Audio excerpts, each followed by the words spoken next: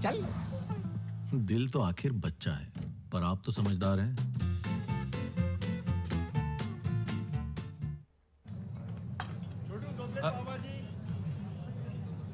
वो 12 नंबर वाला ना, उसे डबल कर देना। एक पाइनएप्पल पेस्ट्री डबल। देखो भाई, ऐसा है, कुछ लोग जीने के लिए खाते हैं, पर मैं खाने के लिए जीता हूँ।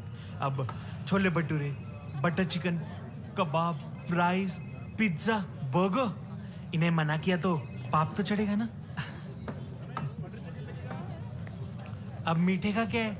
रसमलाई, गुलाब जामुन, रसगुल्ला, आहा, माय स्वीट टूथ, उसमें तो मेरे दांत हाथी बराबर। अब इसी चक्कर में मैंने आज तक जिम ज्वाइन नहीं किया। वाह, इंस्ट्रक्टर बोलेगा हेल्दी खाओ, बोलेगा बिरयानी फिटनेस की दुश्मन है। हाँ, नहीं भाई, रहने दे। अब ऐसे दोस्त से तो दुश्मन बेटर है कि नहीं, है ना? आपको पता भी नहीं चलेगा और अनहेल्दी लाइफस्टाइल आपके दिल को वक्त से पहले ही बूढ़ा कर देगा। और जब दिल बूढ़ा तो आप बूढ़े। इस world hard day, do the difficult और अपने दिल को हमेशा जवान रखने का खुद से वादा कीजिए। एक सीजर सैलेड। क्या? बर्गर।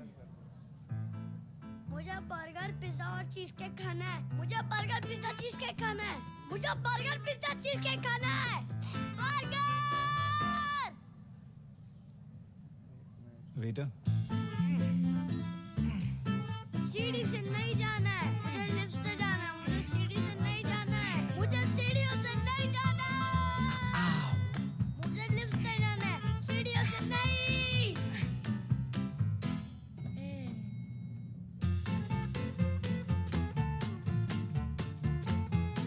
मुझे टीवी देखना है, प्लीज मुझे टीवी देखना है। TV TV TV.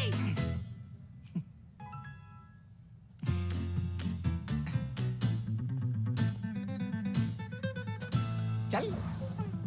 दिल तो आखिर बच्चा है, पर आप तो समझदार हैं।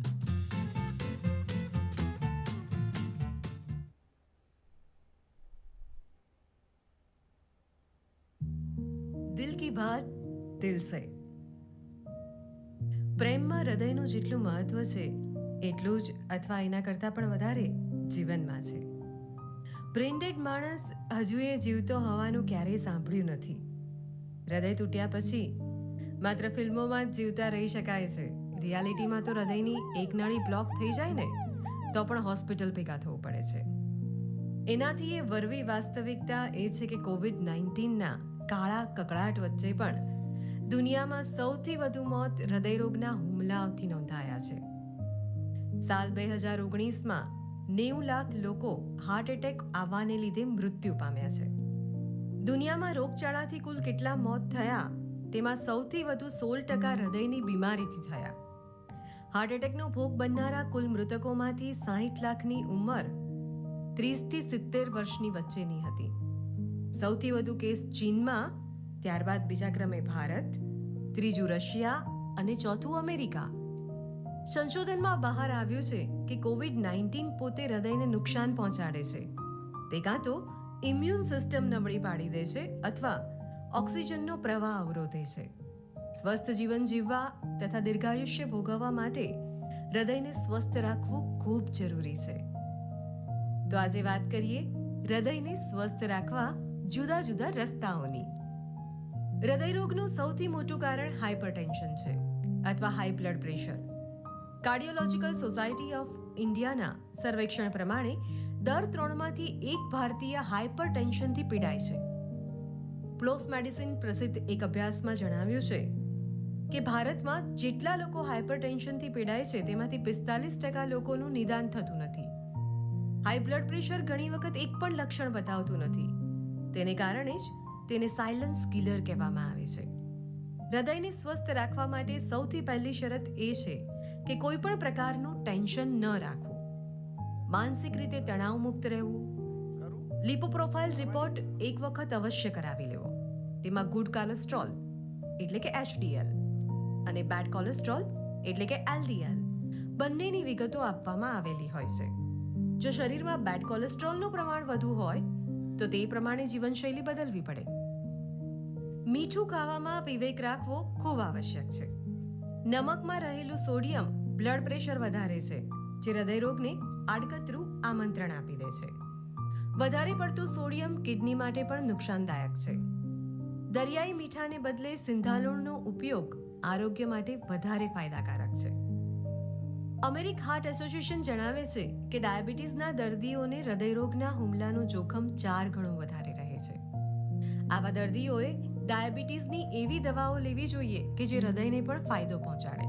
વધારે ફેટવાળો અને વધારે સ્ટાર્ચવાળો આહાર ટાળવો જોઈએ.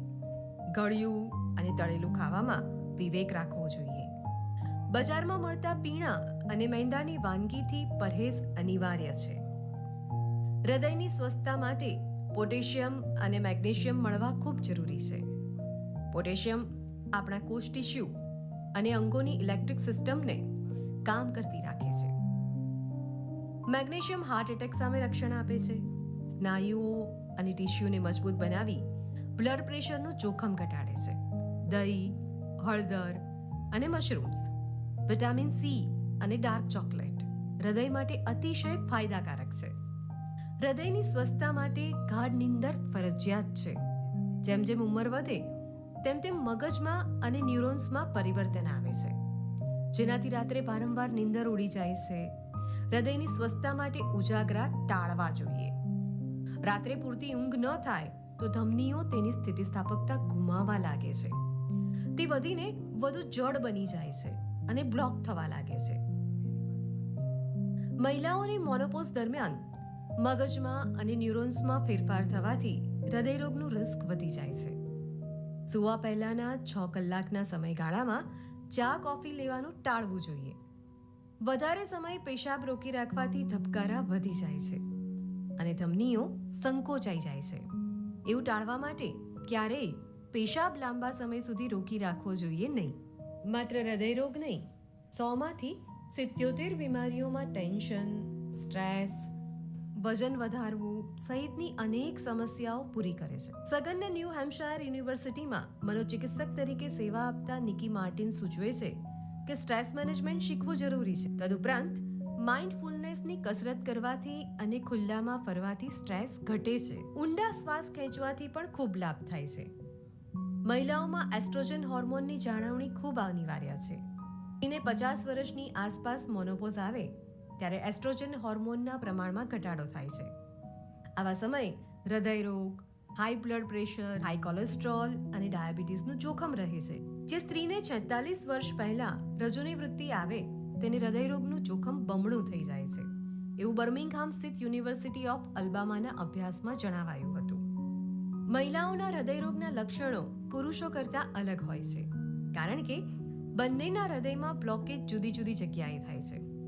ક્યારેક તેમને હૃદયરોગ માટે માથું દુખવું, મૂર્છા આવી, ચક્કર આવવા, થાક લાગવો વગેરે ચિહ્નો પણ દેખાય છે.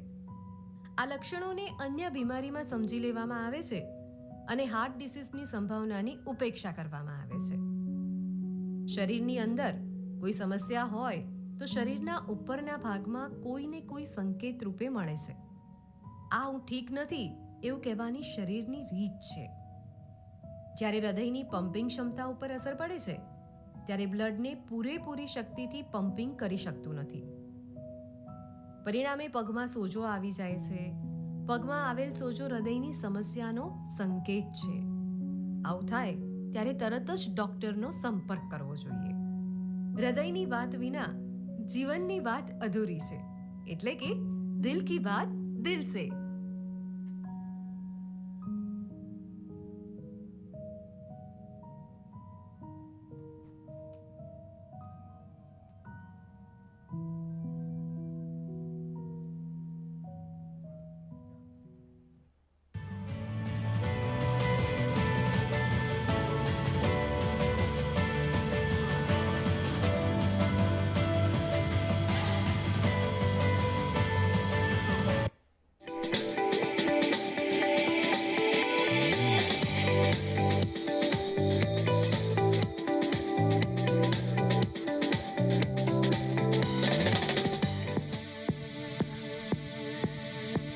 आप सड़क पर चल रहे हैं या किसी शॉपिंग मॉल में और आप किसी व्यक्ति को अचानक जमीन पर गिरते हुए देखते हैं। आप उसे उठाने की कोशिश करते हैं, लेकिन उस व्यक्ति की तरफ से कोई प्रतिक्रिया नहीं होती और उसकी सांस भी नहीं चल रही है। आप घबरा जाते हैं और मदद के लिए चारों तरफ देखते हैं। लेकिन क्या आप जानते हैं कि ऐसे व्यक्ति को सीपीआर देकर उसकी जान बचाई जा सकती है? जी हाँ, बिल्कुल सही सुना आपने। सीपीआर मतलब कार्डियोपल्मोनरी रिससिटेशन। चाहे उस व्यक्ति को हार्ट अटैक हुआ हो, पानी में डूबने की वजह से या बिजली का करंट लगने की वजह से उसकी हृदय की गति रुक गई हो, हृदय की गति रुकने की स्थिति में सीपीआर देकर जीवन को बचाया जा सकता है। क्योंकि सही समय पर सीपीआर दिया जाए तो व्यक्ति के बचने की संभावना दोगुनी हो जाती है। सीपीआर इमरजेंसी प्रोसीजर है जो जानकार व्यक्ति द्वारा कहीं भी दिया जा सकता है। सीपीआर शुरू करने के पहले 108 नंबर पर कॉल करके या निकटतम अस्पताल को जरूर सूचित कर मदद मांगे एवं बेहोश व्यक्ति को सुरक्षित स्थान पर ले जाएं। इसके बाद बेहोश व्यक्ति को धीरे से कंधों से हिलाएं और उनसे पूछिए कि क्या वो ठीक है। अगर वह जवाब नहीं देता है तो आप उसकी पल्स चेक करें। पल्स चेक करने के लिए आप बेहोश व्यक्ति की कैरोटिड आर्टरी पर हाथ रखकर पल्स महसूस करें।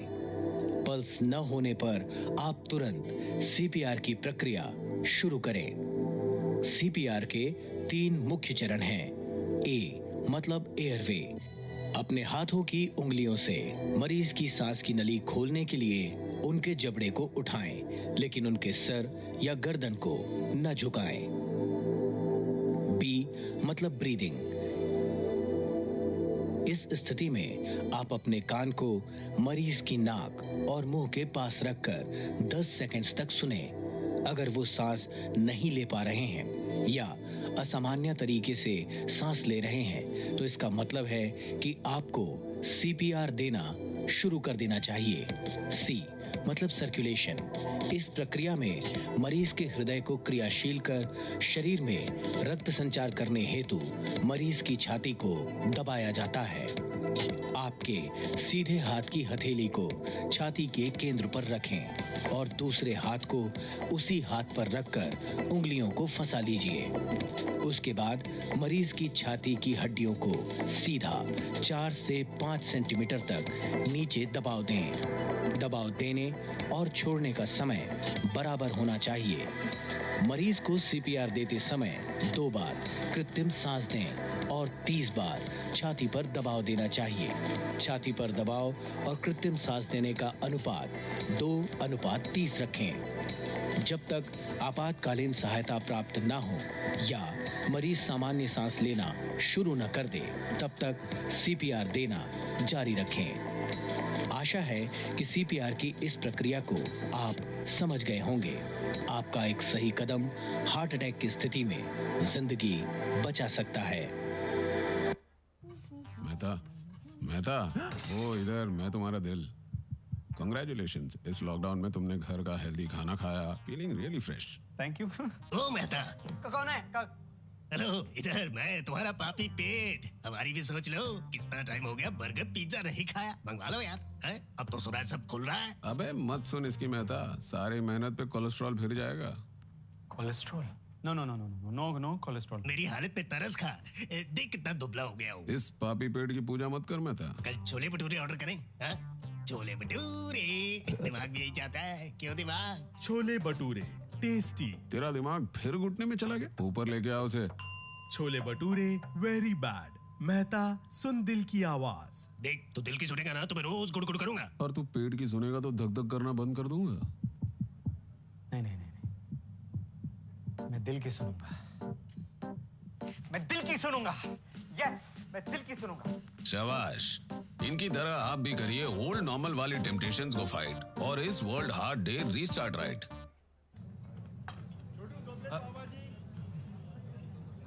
वो 12 नंबर वाला ना, उसे डबल कर देना। एक पाइनएप्पल पेस्ट्री डबल। देखो भाई, ऐसा है कुछ लोग जीने के लिए खाते हैं, पर मैं खाने के लिए जीता हूँ। अब छोले भटूरे, बटर चिकन, कबाब, फ्राइज, पिज्जा, बर्गर, इन्हें मना किया तो पाप तो चढ़ेगा ना। अब मीठे का क्या है? रसमलाई, गुलाब जामुन, रसगुल्ला, आहा, माय स्वीट टूथ, उसमें तो मेरे दांत हाथी बराबर। अब इसी चक्कर में मैंने आज तक जिम ज्वाइन नहीं किया। वहाँ इंस्ट्रक्टर बोलेगा हेल्दी खाओ, बोलेगा बिरयानी फिटनेस की दुश्मन है। हाँ, नहीं भाई, रहने दे। अब ऐसे दोस्त से तो दुश्मन बेटर है कि नहीं, है ना? आपको पता भी नहीं चलेगा और अनहेल्दी लाइफस्टाइल आपके दिल को वक्त से पहले ही बूढ़ा कर देगा। और जब दिल बूढ़ा तो आप बूढ़े। इस world hard day, do the difficult और अपने दिल को हमेशा जवान रखने का खुद से वादा कीजिए।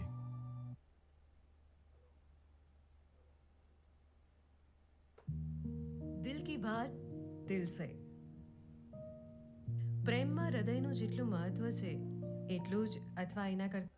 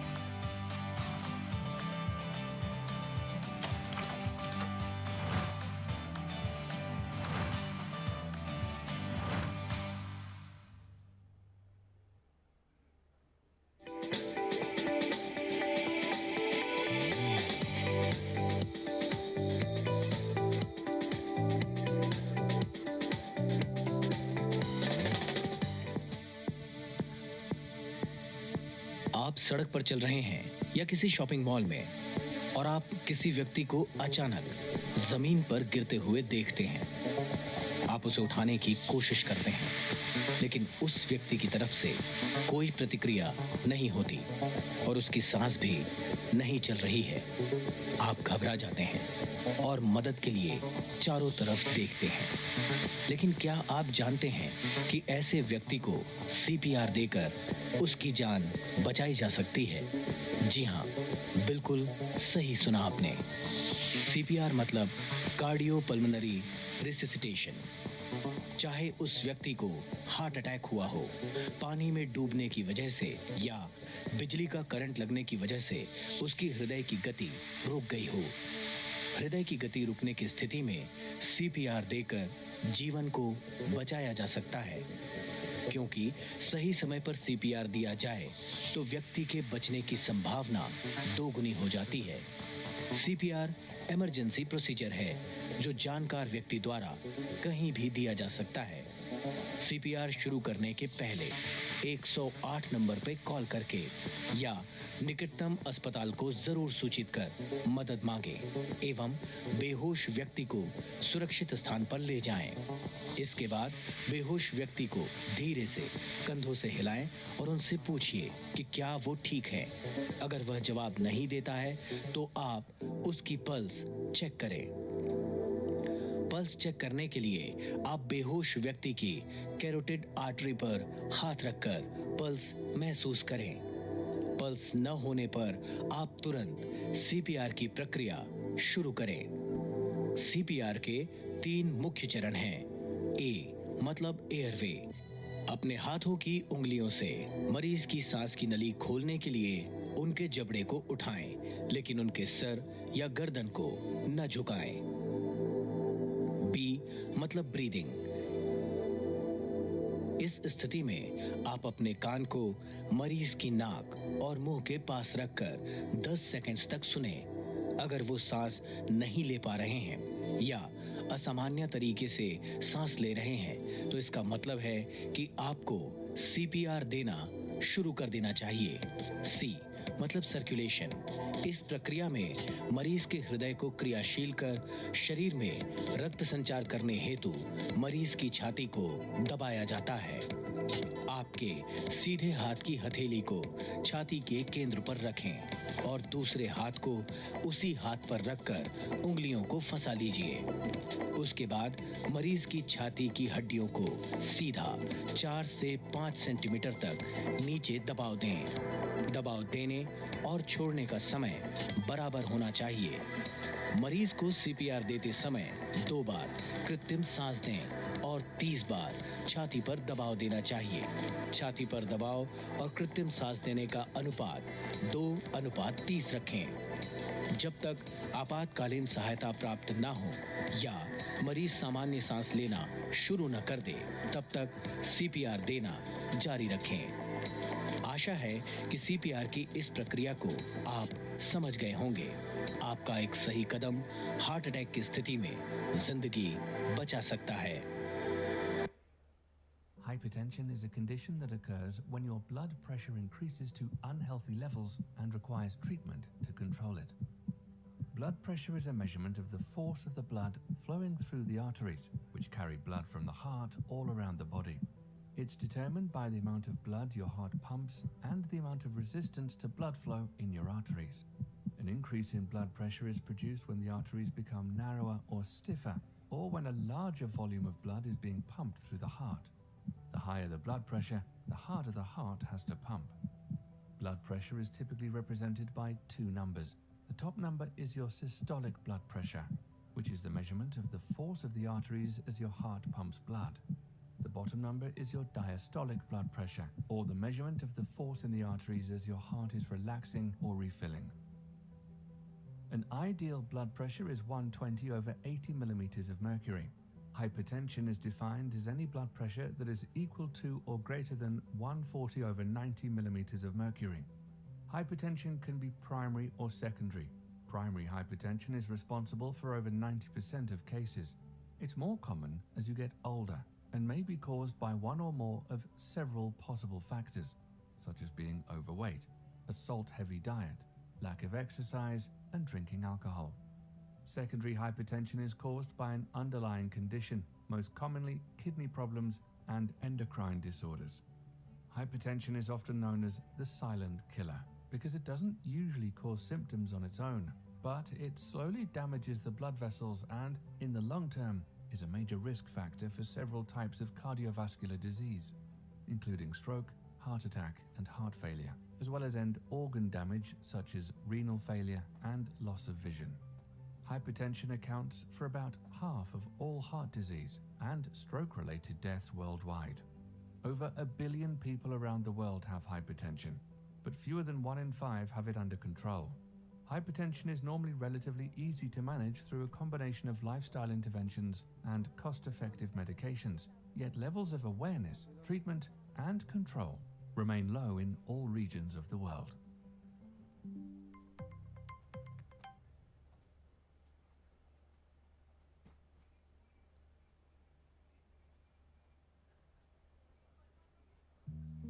દિલ કી બાત દિલ સે. પ્રેમમાં હૃદયનું જેટલું મહત્વ છે એટલું જ અથવા એના કરતાં પણ વધારે જીવનમાં છે. બ્રેન્ડેડ માણસ હજુ એ જીવતો હોવાનું ક્યારેય સાંભળ્યું નથી. હૃદય તૂટ્યા પછી માત્ર ફિલ્મોમાં જ જીવતા રહી શકાય છે. રિયાલિટીમાં તો હૃદયની એક નાળી બ્લોક થઈ જાય ને તો પણ હોસ્પિટલ ભેગા થવું પડે છે. એનાથી એ વરવી વાસ્તવિકતા એ છે કે કોવિડ-19ના કાળા કકળાટ વચ્ચે પણ દુનિયામાં સૌથી વધુ મોત હૃદયરોગના હુમલાઓથી નોંધાયા છે. સાલ 2019માં 90 લાખ લોકો હાર્ટ એટેક આવવાને લીધે મૃત્યુ પામ્યા છે. દુનિયામાં રોગચાળાથી કુલ કેટલા મોત થયા તેમાં સૌથી વધુ 16% હૃદયની બીમારીથી થયા. હાર્ટ એટેકનો ભોગ બનનારા કુલ મૃતકોમાંથી 60 લાખની ઉંમર 30 થી 70 વર્ષની વચ્ચેની હતી. સૌથી વધુ કેસ ચીનમાં, ત્યારબાદ બીજા ક્રમે ભારત, ત્રીજું રશિયા અને ચોથું અમેરિકા. સંશોધનમાં બહાર આવ્યું છે કે COVID-19 પોતે હૃદયને નુકસાન પહોંચાડે છે. તે કાં તો ઇમ્યુન સિસ્ટમ નબળી પાડી દે છે અથવા ઓક્સિજનનો પ્રવાહ અવરોધે છે. સ્વસ્થ જીવન જીવવા તથા દીર્ઘાયુષ્ય ભોગવવા માટે હૃદયને સ્વસ્થ રાખવું ખૂબ જરૂરી છે. તો આજે વાત કરીએ હૃદયને સ્વસ્થ રાખવા જુદા જુદા રસ્તાઓની. હૃદયરોગનું સૌથી મોટું કારણ હાઇપરટેન્શન છે અથવા high blood pressure. Cardiological society of ઇન્ડિયાના સર્વેક્ષણ પ્રમાણે દર 3માંથી 1 ભારતીય હાઇપરટેન્શનથી પીડાય છે. પ્લોસ મેડિસિન પ્રસિદ્ધ એક અભ્યાસમાં જણાવ્યું છે કે ભારતમાં જેટલા લોકો હાઇપરટેન્શનથી પીડાય છે તેમાંથી 45% લોકોનું નિદાન થતું નથી. હાઈ બ્લડ પ્રેશર ઘણી વખત એક પણ લક્ષણ બતાવતું નથી. તેને કારણે જ તેને સાયલન્સ કિલર કહેવામાં આવે છે. હૃદયને સ્વસ્થ રાખવા માટે સૌથી પહેલી શરત એ છે કે કોઈ પણ પ્રકારનું ટેન્શન ન રાખવું, માનસિક રીતે તણાવ મુક્ત રહેવું. લિપોપ્રોફાઇલ રિપોર્ટ એક વખત અવશ્ય કરાવી લેવો. તેમાં ગુડ કોલેસ્ટ્રોલ એટલે કે HDL અને બેડ કોલેસ્ટ્રોલ એટલે કે LDL બંનેની વિગતો આપવામાં આવેલી હોય છે. જો શરીરમાં બેડ કોલેસ્ટ્રોલનું પ્રમાણ વધુ હોય તો તે પ્રમાણે જીવનશૈલી બદલવી પડે. મીઠું ખાવામાં વિવેક રાખવો ખૂબ આવશ્યક છે. નમકમાં રહેલું સોડિયમ બ્લડ પ્રેશર વધારે છે, જે હૃદયરોગને આડકતરું આમંત્રણ આપી દે છે. વધારે પડતું સોડિયમ કિડની માટે પણ નુકસાનદાયક છે. દરિયાઈ મીઠાને બદલે સિંધાલુણનો ઉપયોગ આરોગ્ય માટે વધારે ફાયદાકારક છે. અમેરિકન હાર્ટ એસોસિએશન જણાવે છે કે ડાયાબિટીસના દર્દીઓને હૃદયરોગના હુમલાનું જોખમ 4 ગણું વધારે રહે છે. આવા દર્દીઓએ ડાયાબિટીસની એવી દવાઓ લેવી જોઈએ કે જે હૃદયને પણ ફાયદો પહોંચાડે. વધારે ફેટવાળો અને વધારે સ્ટાર્ચવાળો આહાર ટાળવો જોઈએ. ગળ્યું અને તળેલું ખાવામાં વિવેક રાખવો જોઈએ. બજારમાં મળતા પીણા અને મેંદાની વાનગીથી પરહેજ અનિવાર્ય છે. હૃદયની સ્વસ્થતા માટે પોટેશિયમ અને મેગ્નેશિયમ મળવા ખૂબ જરૂરી છે. પોટેશિયમ આપણા કોષ ટિશ્યુ અને અંગોની ઇલેક્ટ્રિક સિસ્ટમને કામ કરતી રાખે છે. મેગ્નેશિયમ હાર્ટ એટેક સામે રક્ષણ આપે છે. સ્નાયુઓ અને ટિશ્યુને મજબૂત બનાવી બ્લડ પ્રેશરનું જોખમ ઘટાડે છે. દહીં, હળદર અને મશરૂમ્સ, વિટામિન સી અને ડાર્ક ચોકલેટ હૃદય માટે અતિશય ફાયદાકારક છે. હૃદયની સ્વસ્થતા માટે ગાઢ નીંદર ફરજિયાત છે. જેમ જેમ ઉંમર વધે તેમ તેમ મગજમાં અને ન્યુરોન્સમાં પરિવર્તન આવે છે, જેનાથી રાત્રે વારંવાર નીંદર ઉડી જાય છે. હૃદયની સ્વસ્થતા માટે ઉજાગરા ટાળવા જોઈએ. રાત્રે પૂરતી ઊંઘ ન થાય તો ધમનીઓ તેની સ્થિતિસ્થાપકતા ગુમાવવા લાગે છે. તે વધીને વધુ જડ બની જાય છે અને બ્લોક થવા લાગે છે. મહિલાઓની મોનોપોઝ દરમિયાન મગજમાં અને ન્યુરોન્સમાં ફેરફાર થવાથી હૃદયરોગનું રિસ્ક વધી જાય છે. સૂવા પહેલાના 6 કલાકના સમયગાળામાં ચા કોફી લેવાનું ટાળવું જોઈએ. વધારે સમય પેશાબ રોકી રાખવાથી ધબકારા વધી જાય છે અને ધમનીઓ સંકોચાઈ જાય છે. એવું ટાળવા માટે ક્યારેય પેશાબ લાંબા સમય સુધી રોકી રાખવો જોઈએ નહીં. માત્ર હૃદયરોગ નહીં, 100માંથી 77 બીમારીઓમાં ટેન્શન, સ્ટ્રેસ, વજન વધારવું સહિતની અનેક સમસ્યાઓ પૂરી કરે છે. સગનના ન્યૂ હેમ્પશાયર યુનિવર્સિટીમાં મનોચિકિત્સક તરીકે સેવા આપતા નિકી માર્ટિન સૂચવે છે કે સ્ટ્રેસ મેનેજમેન્ટ શીખવું જરૂરી છે. તદુપરાંત માઇન્ડફુલનેસની કસરત કરવાથી અને ખુલ્લામાં ફરવાથી સ્ટ્રેસ ઘટે છે. ઊંડા શ્વાસ ખેંચવાથી પણ ખૂબ લાભ થાય છે. મહિલાઓમાં એસ્ટ્રોજન હોર્મોનની જાળવણી ખૂબ અનિવાર્ય છે. એને 50 વર્ષની આસપાસ મોનોપોઝ આવે ત્યારે એસ્ટ્રોજન હોર્મોનના પ્રમાણમાં ઘટાડો થાય છે. આવા સમયે હૃદયરોગ, high blood pressure, high cholesterol અને ડાયાબિટીસનું જોખમ રહે છે.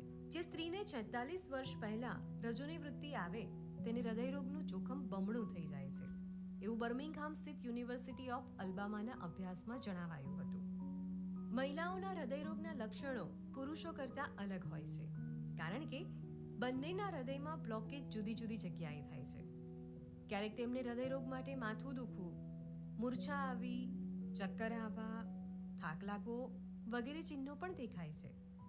આ લક્ષણોને અન્ય બીમારીમાં સમજી લેવામાં આવે છે અને હાર્ટ ડિસીઝની સંભાવનાની ઉપેક્ષા કરવામાં આવે છે. શરીરની અંદર કોઈ સમસ્યા હોય તો શરીરના ઉપરના ભાગમાં કોઈને કોઈ સંકેત રૂપે મળે છે. આ હું ઠીક નથી એવું કહેવાની શરીરની રીત છે. જ્યારે હૃદયની પમ્પિંગ ક્ષમતા ઉપર અસર પડે છે ત્યારે બ્લડને પૂરેપૂરી શક્તિથી પમ્પિંગ કરી શકતું નથી.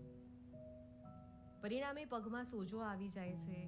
પગમાં આવેલ સોજો હૃદયની સમસ્યાનો સંકેત છે. આવું થાય ત્યારે તરત જ ડોક્ટરનો સંપર્ક કરવો જોઈએ. હૃદયની વાત વિના જીવનની વાત અધૂરી છે. એટલે કે દિલ કી બાત દિલ સે.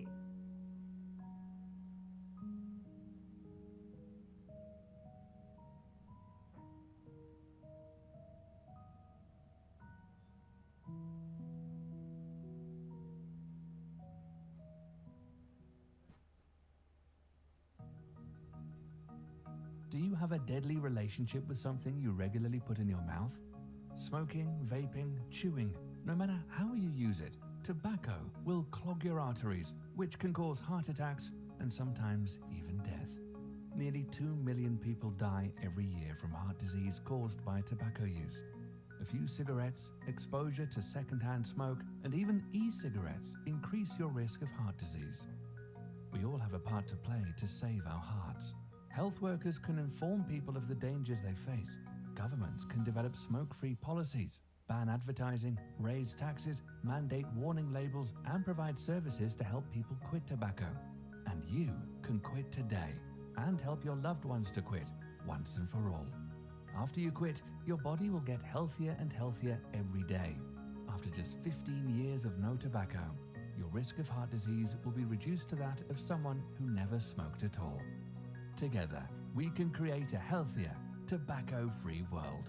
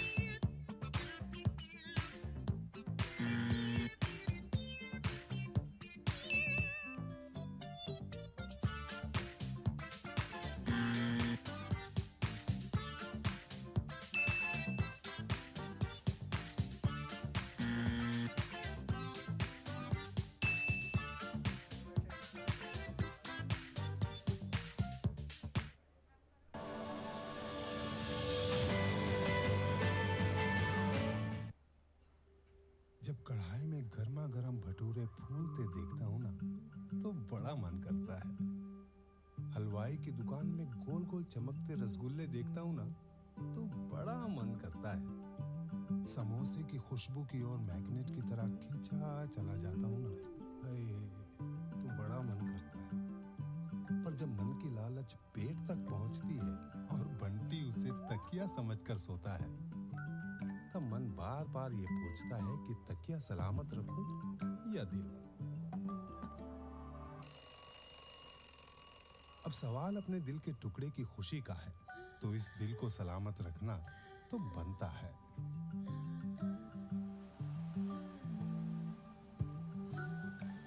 अब हर सुबह ये दिल अलार्म बनकर जगाता है.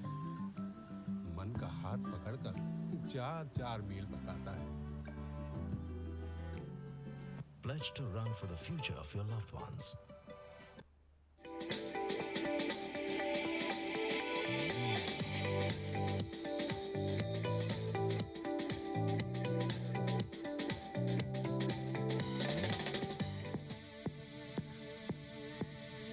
आप सड़क पर चल रहे हैं या किसी शॉपिंग मॉल में और आप किसी व्यक्ति को अचानक जमीन पर गिरते हुए देखते हैं.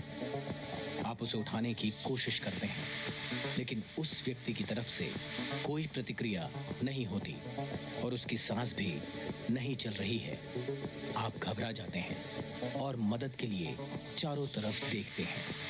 लेकिन क्या आप जानते हैं कि ऐसे व्यक्ति को सीपीआर देकर उसकी जान बचाई जा सकती है? जी हाँ, बिल्कुल सही सुना आपने। सीपीआर मतलब कार्डियोपल्मोनरी रिससिटेशन।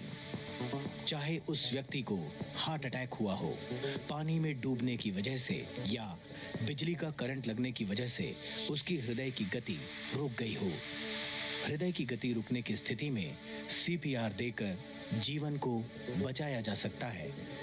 क्योंकि सही समय पर सीपीआर दिया जाए तो व्यक्ति के बचने की संभावना दोगुनी हो जाती है। सीपीआर इमरजेंसी प्रोसीजर है जो जानकार व्यक्ति द्वारा कहीं भी दिया जा सकता है। सीपीआर शुरू करने के पहले 108 नंबर पर कॉल करके या निकटतम अस्पताल को जरूर सूचित कर मदद मांगे एवं बेहोश व्यक्ति को सुरक्षित स्थान पर ले जाएं। इसके बाद बेहोश व्यक्ति को धीरे से कंधों से हिलाएं और उनसे पूछिए कि क्या वो ठीक है। अगर वह जवाब नहीं देता है तो आप उसकी पल्स चेक करें। पल्स चेक करने के लिए आप बेहोश व्यक्ति की कैरोटिड आर्टरी पर हाथ रखकर पल्स महसूस करें। पल्स न होने पर आप तुरंत सीपीआर की प्रक्रिया शुरू करें। सीपीआर के 3 मुख्य चरण हैं। ए मतलब एयरवे। अपने हाथों की उंगलियों से मरीज की सांस की नली खोलने के लिए उनके जबड़े को उठाएं, लेकिन उनके सर या गर्दन को न झुकाएं। बी मतलब ब्रीदिंग। इस स्थिति में आप अपने कान को मरीज की नाक और मुंह के पास रखकर 10 सेकंड्स तक सुने। अगर वो सांस नहीं ले पा रहे हैं या असामान्य तरीके से सांस ले रहे हैं तो इसका मतलब है कि आपको सीपीआर देना शुरू कर देना चाहिए। सी मतलब सर्कुलेशन। इस प्रक्रिया में मरीज के हृदय को क्रियाशील कर शरीर में रक्त संचार करने हेतु मरीज की छाती को दबाया जाता है। आपके सीधे हाथ की हथेली को छाती के केंद्र पर रखें और दूसरे हाथ को उसी हाथ पर रखकर उंगलियों को फंसा लीजिए। उसके बाद मरीज की छाती की हड्डियों को सीधा 4 से 5 सेंटीमीटर तक नीचे दबाव दें। दबाव देने और छोड़ने का समय बराबर होना चाहिए। मरीज को सीपीआर देते समय 2 बार कृत्रिम सांस दें और 30 बार छाती पर दबाव देना चाहिए।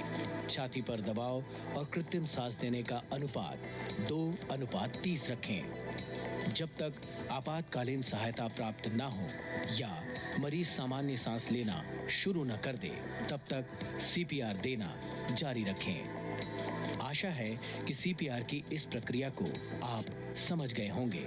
आपका एक सही कदम हार्ट अटैक की स्थिति में जिंदगी बचा सकता है।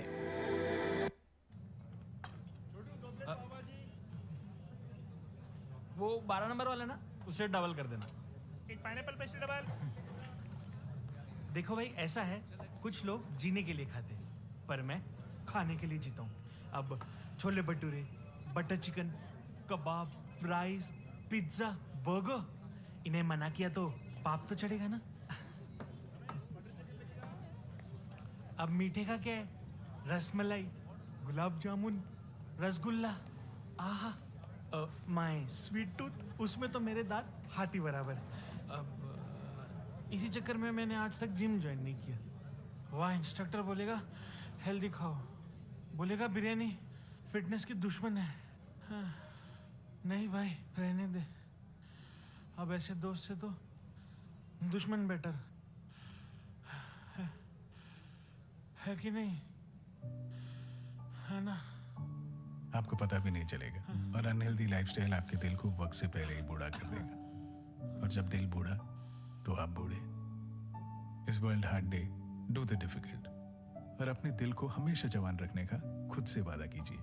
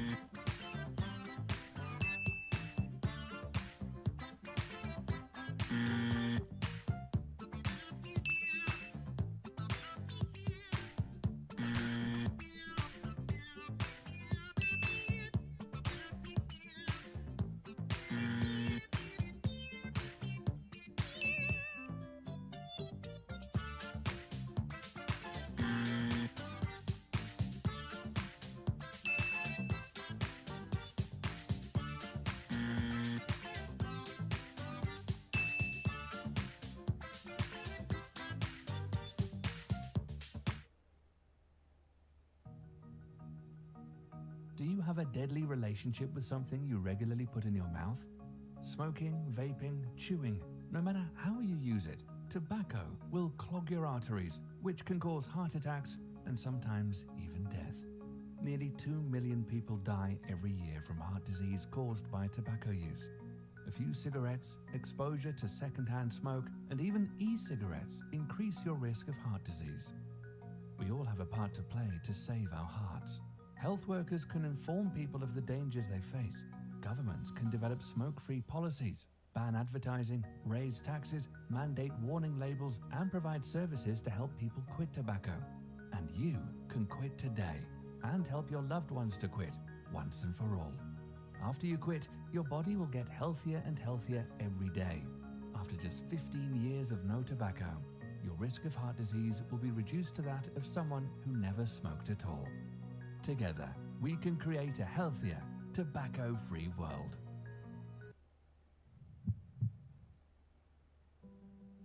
Did you know that air pollution kills nearly 7 million people every year? Of these, more than half die from heart disease and stroke. That's more than 3.5 million deaths every year.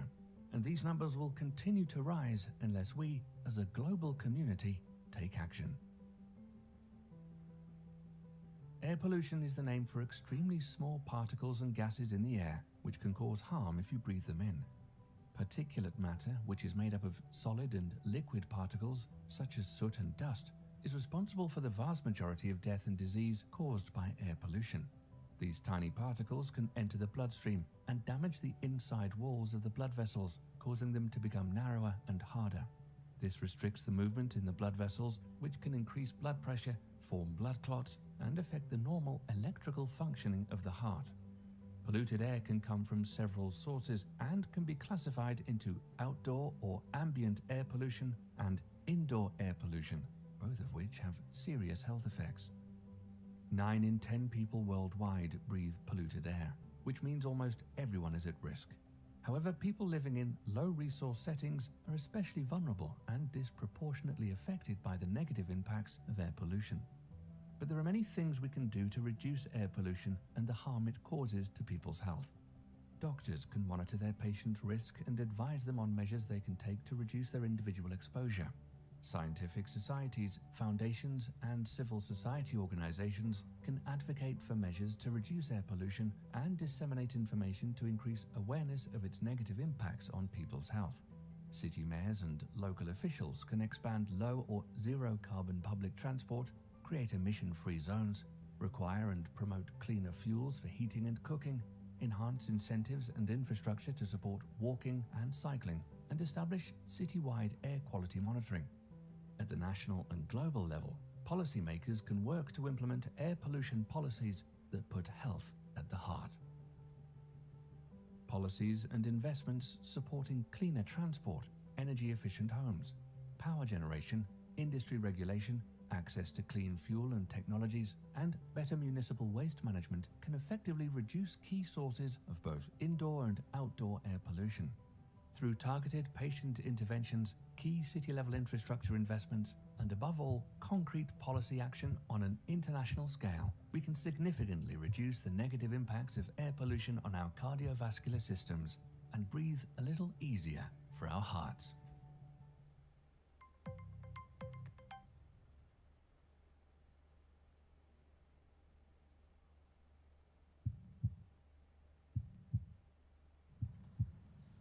हाय, मुझे कुछ कहना है आप सबसे, और ये किसी फिल्म या प्रोडक्ट प्रमोशन के बारे में नहीं है। ये बात है सीपीआर के बारे में। जी हाँ, सीपीआर, ये एक लाइफ सेविंग जरिया है जो सबको इमरजेंसी में आना बहुत जरूरी है। आमतौर पर फिल्मों में हीरो हीरोइन को स्लो मोशन में समंदर से निकाल के रोमांटिक बैकग्राउंड म्यूजिक के साथ बचा लेता है और फिर प्यार शुरू। लेकिन अगर असल जिंदगी में ऐसी नौबत आए तो दिल में घंटियां नहीं, सायरन बजेंगे। अगर हम सब सीपीआर देना सीख जाएं, तो हर साल हम बहुत सारी जानें बचा सकते हैं। सीपीआर देना सीखिए और जानें बचाइए। तो इस वर्ल्ड हार्ट डे पे अपनी दिल की सुनो, सीपीआर सीखो, save a life. Hypertension is a condition that occurs when your blood pressure increases to unhealthy levels and requires treatment to control it. Blood pressure is a measurement of the force of the blood flowing through the arteries, which carry blood from the heart all around the body. It's determined by the amount of blood your heart pumps and the amount of resistance to blood flow in your arteries. An increase in blood pressure is produced when the arteries become narrower or stiffer, or when a larger volume of blood is being pumped through the heart. The higher the blood pressure, the harder the heart has to pump. Blood pressure is typically represented by two numbers. The top number is your systolic blood pressure, which is the measurement of the force of the arteries as your heart pumps blood. The bottom number is your diastolic blood pressure, or the measurement of the force in the arteries as your heart is relaxing or refilling. An ideal blood pressure is 120 over 80 millimeters of mercury. Hypertension is defined as any blood pressure that is equal to or greater than 140 over 90 millimeters of mercury. Hypertension can be primary or secondary. Primary hypertension is responsible for over 90% of cases. It's more common as you get older and may be caused by one or more of several possible factors, such as being overweight, a salt-heavy diet, lack of exercise, and drinking alcohol. Secondary hypertension is caused by an underlying condition, most commonly kidney problems and endocrine disorders. Hypertension is often known as the silent killer because it doesn't usually cause symptoms on its own, but it slowly damages the blood vessels and, in the long term, is a major risk factor for several types of cardiovascular disease, including stroke, heart attack, and heart failure, as well as end organ damage such as renal failure and loss of vision. Hypertension accounts for about half of all heart disease and stroke-related deaths worldwide. Over 1 billion people around the world have hypertension, but fewer than 1 in 5 have it under control. Hypertension is normally relatively easy to manage through a combination of lifestyle interventions and cost-effective medications, yet levels of awareness, treatment, and control remain low in all regions of the world.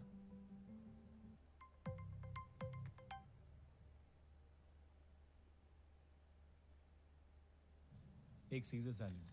क्या? Burger. मुझे burger, pizza और cheese cake खाना है। मुझे burger, pizza, cheese cake खाना है। मुझे burger, pizza, cheese cake खाना है। बर्गर! वेटर। सीढ़ी से नहीं जाना है। मुझे लिफ्ट से जाना है। मुझे सीढ़ी से नहीं जाना है। मुझे सीढ़ियों से नहीं जाना है।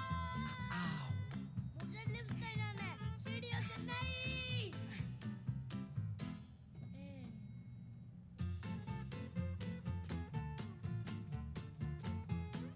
मुझे टीवी देखना है। प्लीज मुझे टीवी देखना है। TV TV TV.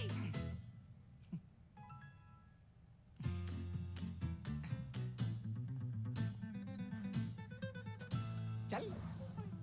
दिल तो आखिर बच्चा है, पर आप तो समझदार हैं।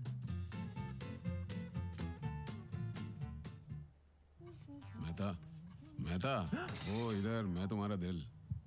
Congratulations, इस लॉकडाउन में तुमने घर का हेल्दी खाना खाया, feeling really fresh. Thank you. Oh Mehta, कौन है? हेलो, इधर मैं तुम्हारा पापी पे।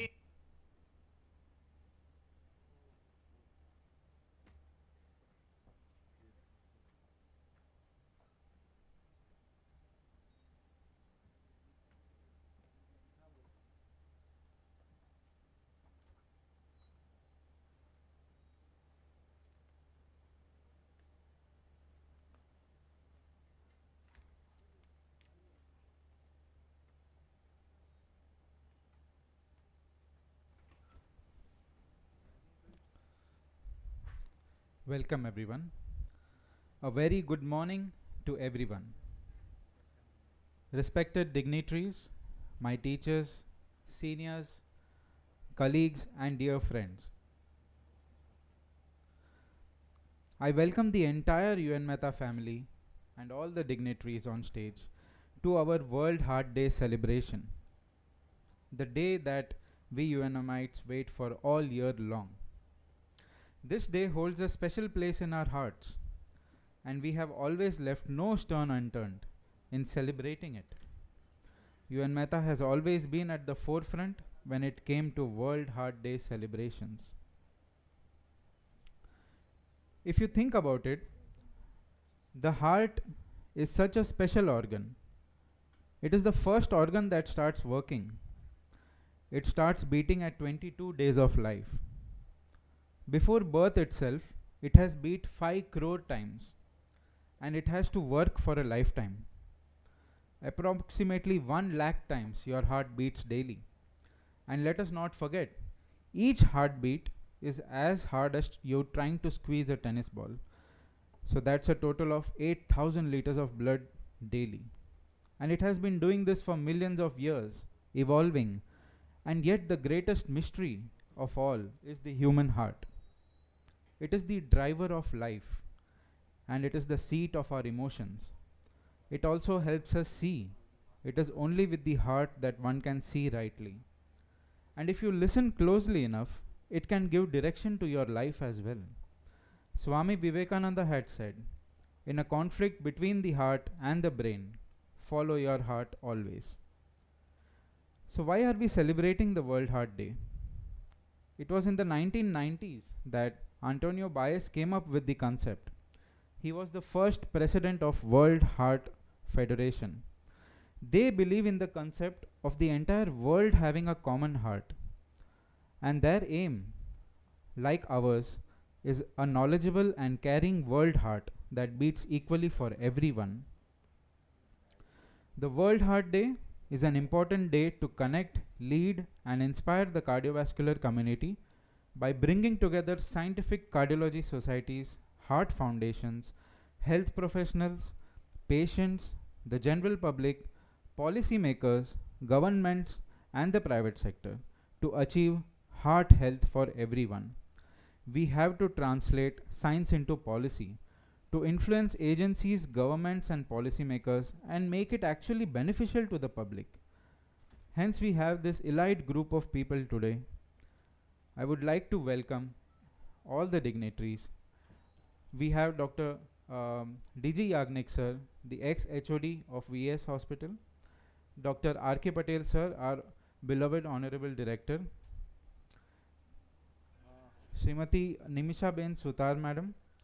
She is the Honorable Minister of State for Health and Family Welfare Department, Government of Gujarat. Welcome ma'am. Shri Pradeep Parmar sir, the Honorable Cabinet Minister for Social Justice Empowerment, Government of Gujarat. Dr. Rakesh Joshi sir, the Superintendent of Civil Hospital and the HOD of Pediatric Surgery Department. Dr. Meenakshi Parikh ma'am, the HOD of the Psychiatry Department and the PG Director. We have Dr. Jayesh Sachdeva, the HOD of Burns and Plastic Surgery and in charge Director of Medicity and Deputy Director of Medical Education. Dr. Rajesh Solanki, the Director of the Spine Institute. Dr. Chirag Doshi sir, our HOD of the CTVS department. Dr. Shashank Pandya, Director of Gujarat Cancer Research Institute. Dr. Girish Parmar, the Dean of Government Dental College, and Dr. Pranjal Modi, the Vice Chancellor of Transplantation Services of Gujarat and HOD Urology.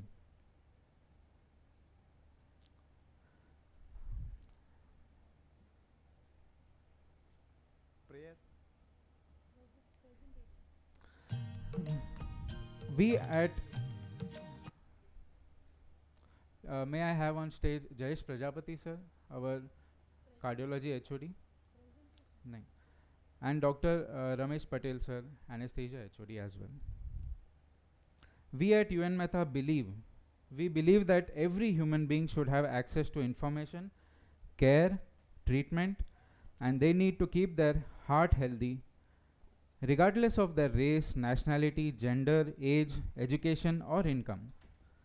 I am very glad to announce that on the auspicious occasion of World Heart Day, UN Mehta announces 3 research projects to fulfill this aim. The prevalence of coronary risk factors and metabolic disorders in the first degree relatives of patients with coronary artery disease and without CED. This is the first project, and for this our institute is going to start free preventive cardiac health checkup for patients' first degree relatives from today onwards at OPD number 11 A block ground floor. Next, we also plan to study the prevalence and predictors of hypertension and obesity in school going children. Sadly enough, the prevalence of obesity is increasing even in kids, and they are going to present with cardiovascular diseases in their early 30s if we don't treat them early. And lastly, the cardiac health checkup in employees of different government sectors for risk assessment of coronary artery disease. We will assess security personnel, drivers, other government employees. For example, if you consider policemen, they are more prone to CAD. 60% of them have obesity and more than 30% have hypertension. So you see, we have to start looking beyond our patients, at the patient's relatives, at our employees, at other at-risk subgroups in the society, because prevention is better than cure. And finally, today we shall hear from the leading doctors, surgeons at our institute about the science, and also from leaders and policy makers from our government, how we together can aim for a healthier heart for our community. Without further ado, let us start the program.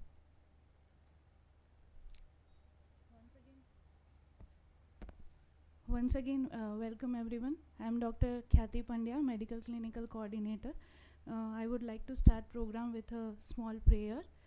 પ્રાર્થના પ્રાર્થના એટલે ઈશ્વરની શક્તિનું હૃદયને સ્પર્શ. આપનું જીવન સુખમય રહે, શરીરથી સ્વસ્થતા રહે, એવી આપણે સૃષ્ટિના સર્જનહારને પ્રાર્થના કરીશું.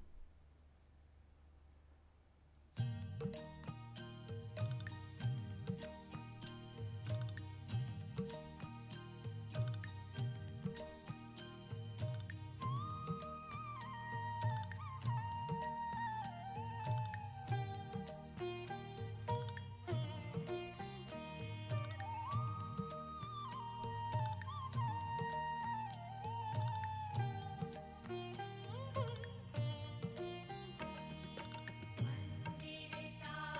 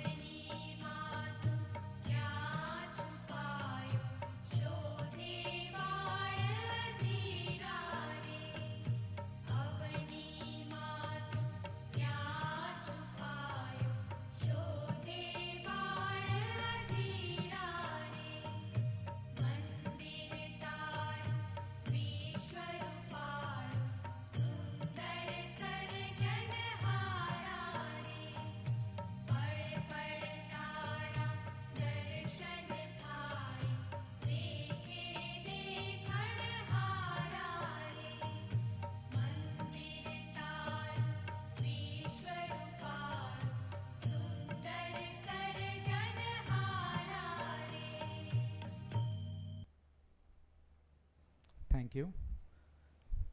We would like to felicitate our dignitaries now. May I request Dr. R.K. Patel sir to felicitate Srimati Nimisha Ben Sutar madam.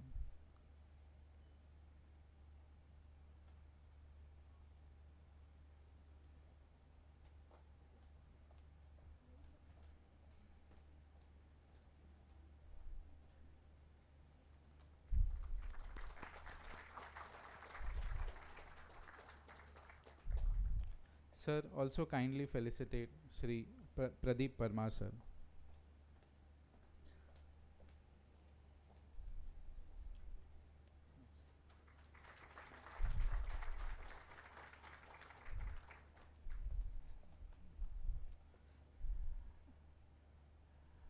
I would like to request Dr. Chirag Doshi sir to felicitate Dr. Rakesh Joshi.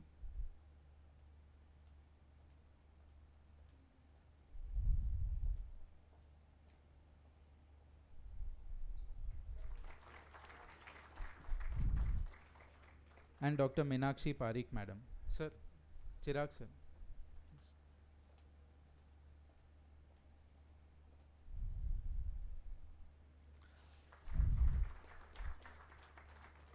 Sir, kindly also felicitate Dr. D.G. Yagnik sir.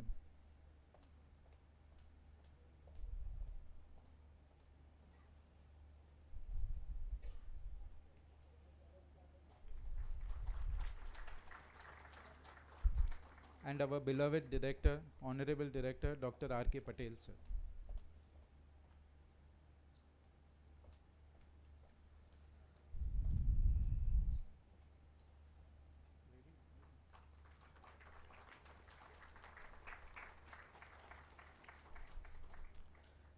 I would like to request Dr. Ramesh Patel sir to felicitate Dr. Pranjal Modi.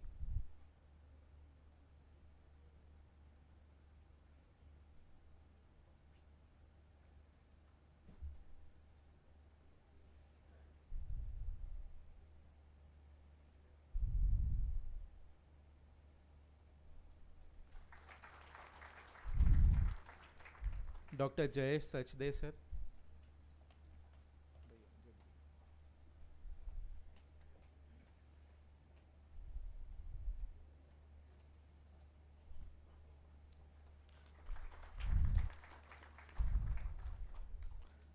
And Dr. Girish Parmar sir.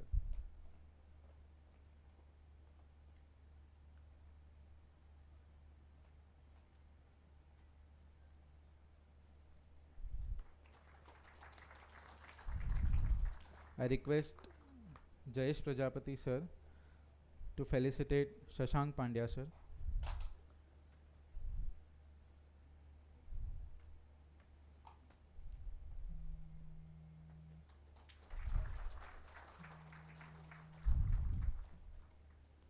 And Dr. Vineet Mishra sir.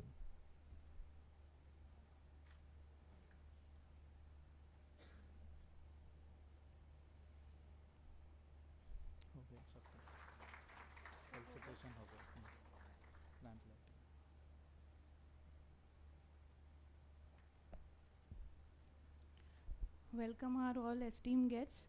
આપ આવ્યા ને આંગણા પાવન થયા, આપ આવ્યા ને બારણે તોરણ થઈ ગયા. Now I would request our esteemed guests to come forward for the lamp lighting ceremony.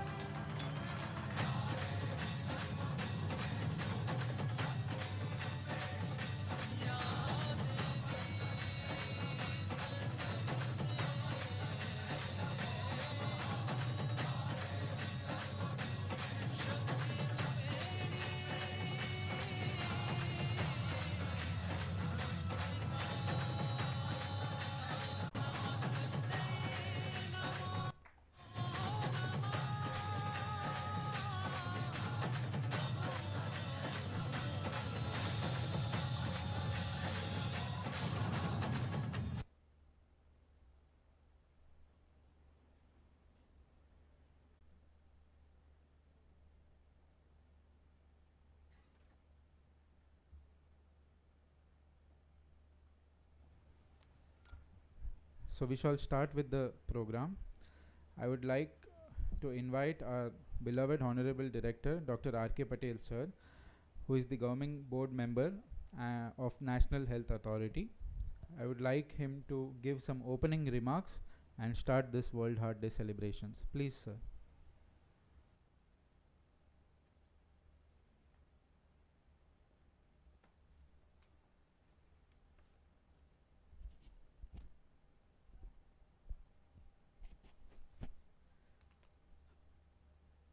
Good morning to everybody and happy Navaratri to everybody and happy World Heart Day. On the occasion of the World Heart Day, my distinguished guest Nimisaben Madam, Minister of State Health, Sri Pradeep Parmar Sahib, Cabinet Minister of Social Justice, Dr. Jayesh Sachdev, Additional Dean, Deputy Director of the Medicity, Rakesh Joshi sir, Medical Superintendent, Dr. Vinit Mishra, Director of Kidney, Dr. Pranjal Modi, Vice Chancellor of Kidney Transplant Institute, Dr. Shashank Pandya, Director of the Cancer Institute, Dr. Chirag Doshi, Head of the Department and Senior Cardiac Surgeon and Heart Transplant Surgeon, Dr. Ramesh Patel, Head of Department Cardiac Anesthesia, Dr. Jayesh Prajapati, Head of the Department and Professor of Cardiology, Dr. Girish Parmar, Dean Dental College and Additional Director of Dental Education, Rajesh Solanki, Director of Paraplegia, and other my colleagues, friends and ladies and gentlemen. World Heart Day, it should be taken as a spirit and it should be taken as an occasion, ornaments, to celebrate all over the year rather than on this day. World Heart Day is a global campaign during which all the individuals, family, community, government and around the world participate in activity to take charge of their heart health and that of others. Though this campaign, World Heart Foundation, unites people from all countries and background in the fight against cardiovascular disease. Every year, our institute celebrates World Heart Day to spread awareness not for today but whole year and whole life about the heart disease. This year the theme suggests use heart for every heart and use heart for humanity, nature and for you. This is a very good theme. It should be percolated not for today, it should be percolated for years to come. Use heart means to think differently, to make the right decision.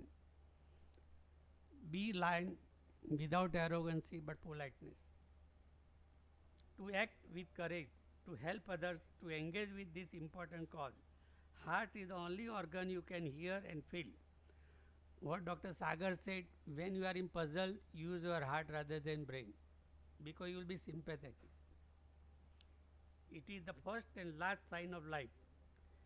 It starts before you take birth and you end with the stopping of heart. Brain can die, but heart, when die, it is over. It is one of the few things with the potential to unite all of us as people. Preventing heart disease is the only way to fight against heart disease. A pie can prevent the heart disease rather than 1 lakh rupees of the treatment, which can't afford. If you prevent heart disease, the money which are saved by the government through certain scheme like Ayushman can be saved and can be used for other cause also. Being the biggest cardiac hospital in the country, our institute works toward public awareness and to prevent heart disease. The institute is running a dedicated program, Niroj Hridayam, to spread the awareness, which includes various lectures, videos, TV days, celebration, etc. Institute has conducted various free cardiac checkup, and this year more than 50,000 people have been screened for the cardiac disease. We are dedicated to beat the heart disease. We should take care of your heart and your family member heart. What Sagar said that this time institute start the preventive checkup in form of the patient who are coming for heart problem. Their first rate will be checkup. That is one of the first milestone to prevent the heart in the family.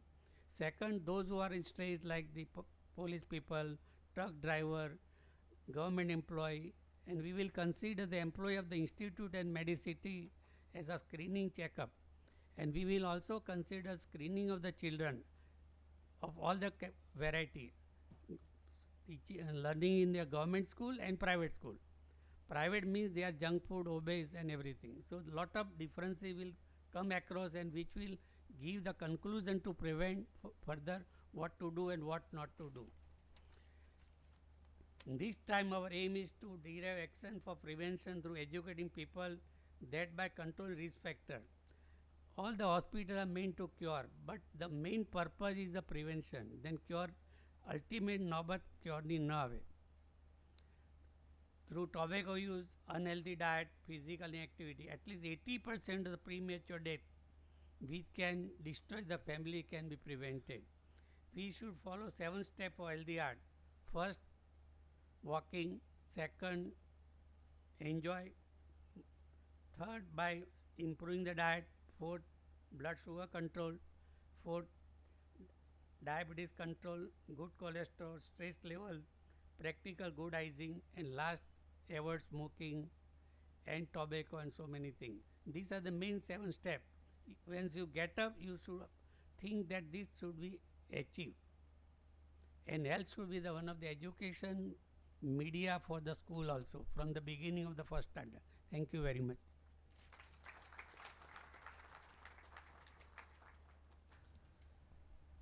Thank you, sir. Now we would like to play a small video presentation on World Heart Day.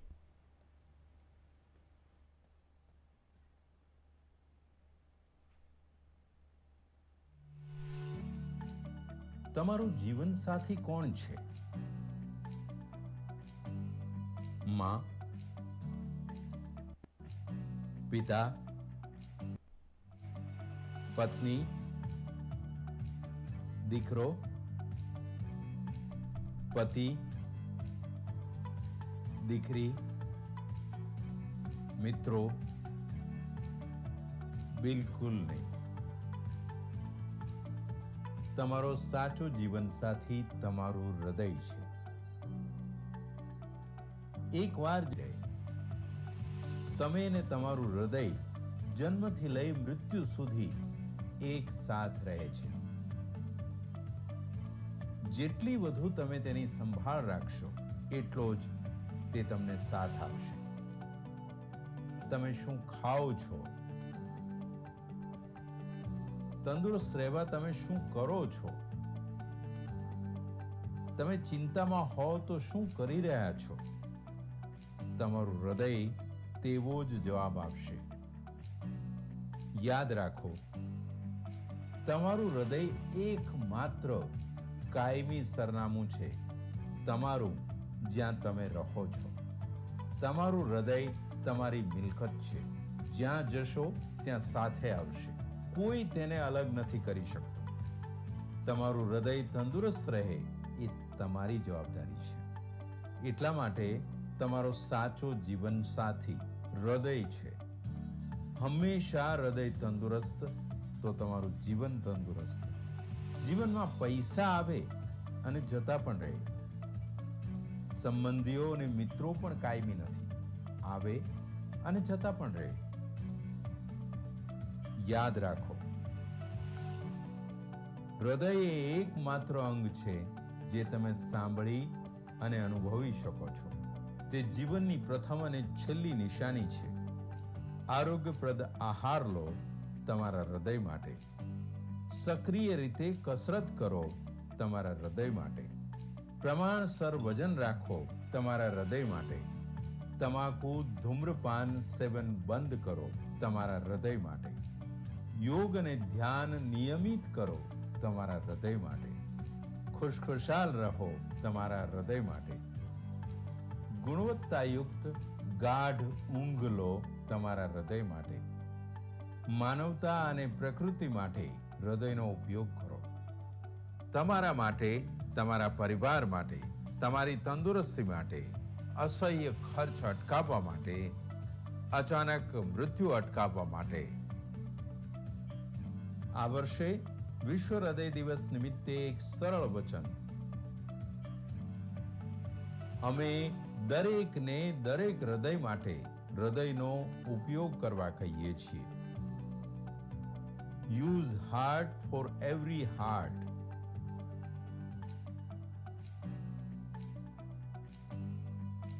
હૃદય રોગની સારવાર માટે અથવા હૃદય રોગના preventive checkup માટે UN Mehta heart institute.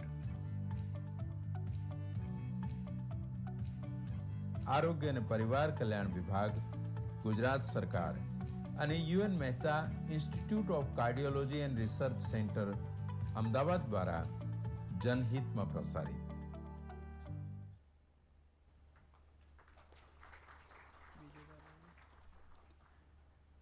હૃદયનો ઉત્સવ એટલે હૃદયોત્સવ.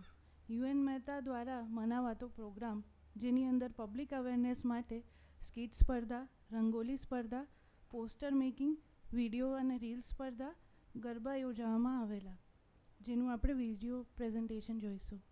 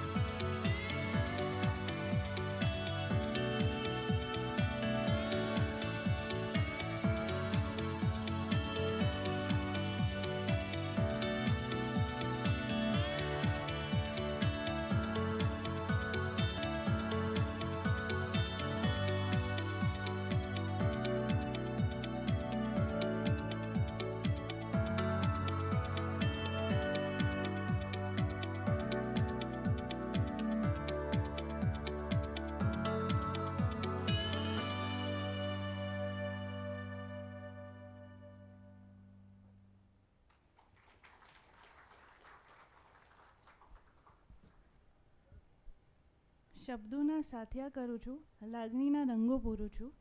ફૂલોને મોતી ઓછા છે શબ્દો, હું શબ્દોથી આપનું સ્વાગત કરું છું.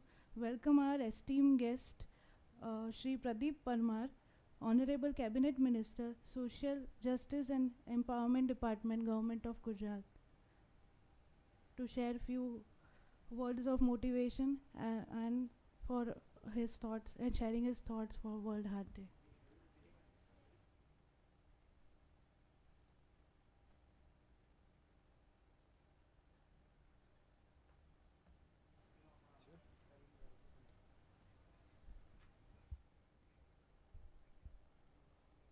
નમસ્કાર.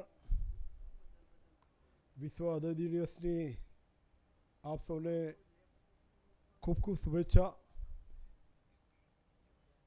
હું તો ખાલી એક સામાન્ય મને આમંત્રણ આપ્યું હતું ને હું આવ્યો છું. મારે કંઈ આપની સાથે વાત કરવાની છે એવું કંઈ નક્કી નથી થયું, પણ સિવિલ હોસ્પિટલના કેમ્પસની અંદર હરરોજ ફરવાનું થાય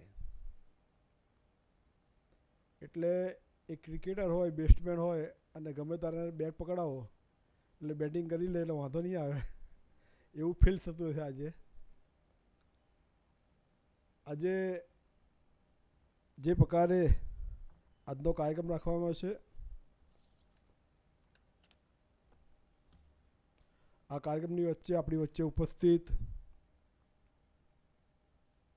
રાજ્યના હેલ્થ મિનિસ્ટર બેન શ્રી નિમિષાબેન સુથાર, કેમ્પસમાં બધાના ગુરુ છે અને મારા સન્માન્ય છે એવા ડૉક્ટર આર.કે. પટેલ સાહેબ, ડૉક્ટર ડી.જે. યાજ્ઞિકજી, મારા પરમ મિત્ર એવા civil superintendent doctor Rakesh Joshiji, doctor Meenakshi Parikhji, doctor Jayesh Sadevji, doctor Shashankbhai, doctor Vinitbhai Mishraji, doctor Pranjalbhai Modi, doctor Girishbhai Parmarji, સન્માનીય મંચ ઉપસ્થિત ખૂબ ખૂબ શુભેચ્છા પાઠવું છું.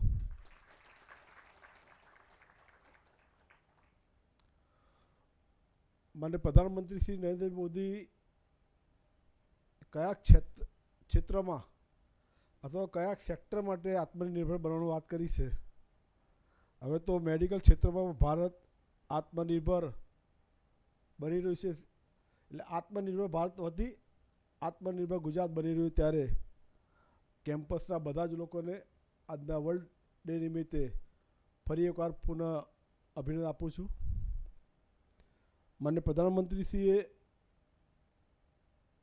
જે પ્રકારે ગુજરાતના માન્ય મુખ્યમંત્રીથી લઈને આજે દેશના પ્રધાનમંત્રી તરીકેનો એમનો પ્રવાસ, એમની રાજકીય જર્ની સિવિલ હોસ્પિટલની કાયાપલટ આપણે યુએન મહેતા હોય કે આપણી સિવિલ હોસ્પિટલ હોય, આમ કલ્પના ના કરી શકે બીજા રાજ્યના લોકો, મહારાષ્ટ્ર, રાજસ્થાન હોય, મધ્યપ્રદેશ હોય, યુપી હોય, મહારાષ્ટ્ર હોય, એવા કેટલા રાજ્યો છે કે જે સર્જરી આપણે કરીએ છીએ, જે કામ ગુજરાતની સિવિલ હોસ્પિટલ કરે છે એ કલ્પના પણ ના કરી શકાય. થોડા સમય પહેલાં રાકેશભાઈએ એક કેસ બતાવ્યો હતો મને સિવિલની અંદર કે 3-4 મહિનાનું બાળક, આઈ થિંક રાકેશભાઈ બરાબર ને, એના શરીરમાંથી બીજું બાળક ઓપરેશન કરાવવું. એટલે કેવી આમ એક સમય એવો હતો કે કોઈને ઓપરેશન કરાવવું હોય હાલ એને કહેવાય ને તો પણ રાજસ્થાન છોડી ગુજરાત આવતા હતા. એટલે એક ઇમેજ બની છે આપણી સમગ્ર વિશ્વમાં, દુનિયામાં, દેશમાં. હું કહેતો હતો કે એ પ્રકારે પ્રધાનમંત્રી શ્રી નરેન્દ્રભાઈ મોદીએ ગુજરાતની અંદર સિવિલ હોસ્પિટલ એ વિશ્વની, એશિયાની સૌથી મોટી હોસ્પિટલ જ્યારે બની હોય અને કોવિડની વાત કરીએ તો સરકારે ડિક્લેર કર્યું કે જે પ્રાઇવેટ હોસ્પિટલ હશે, જે પ્રાઇવેટ પ્રેક્ટિસવાળા હશે એ પણ કોવિડના દર્દી લઈ શકશે.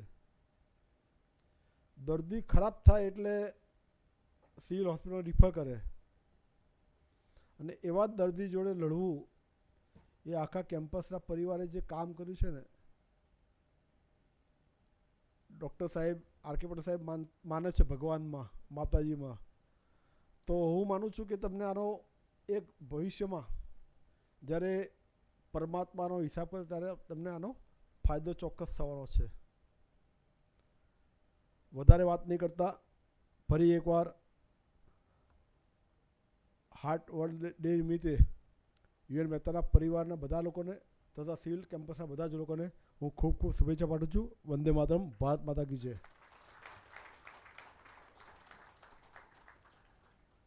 Thank you sir, thank you for your graceful presence. કોણ કહે છે કે ફૂલો મહેકી ઉઠો તમે, તાસીર ખુદ એવી છે કે મહેકી જવાય છે. આ પંક્તિ સાથે હું સ્વાગત કરીશ Shrimati Nimishaben Suthar, honourable minister of state health and family welfare, government of Gujarat.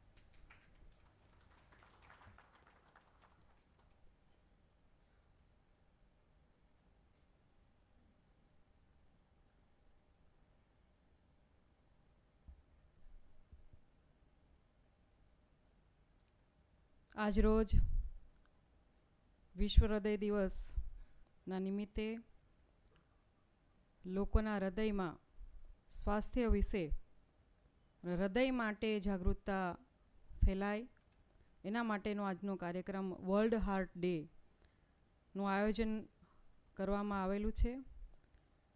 આ કાર્યક્રમમાં ઉપસ્થિત અમારા સૌના લોકલાડીલા એવા અને આપણા સૌના અહીંયાના પણ અમદાવાદના ધારાસભ્યશ્રી અને અમારા કેબિનેટ મંત્રીશ્રી આદરણીય પ્રદીપભાઈ પરમાર સાહેબ, આપણા ડૉક્ટર આઈ.કે. પટેલજી, ઉપસ્થિત ડાયસ પર બિરાજમાન doctor DG Yagnikji, doctor Rakesh Joshi, doctor Meenakshi Parikh, doctor Jayesh Sachde,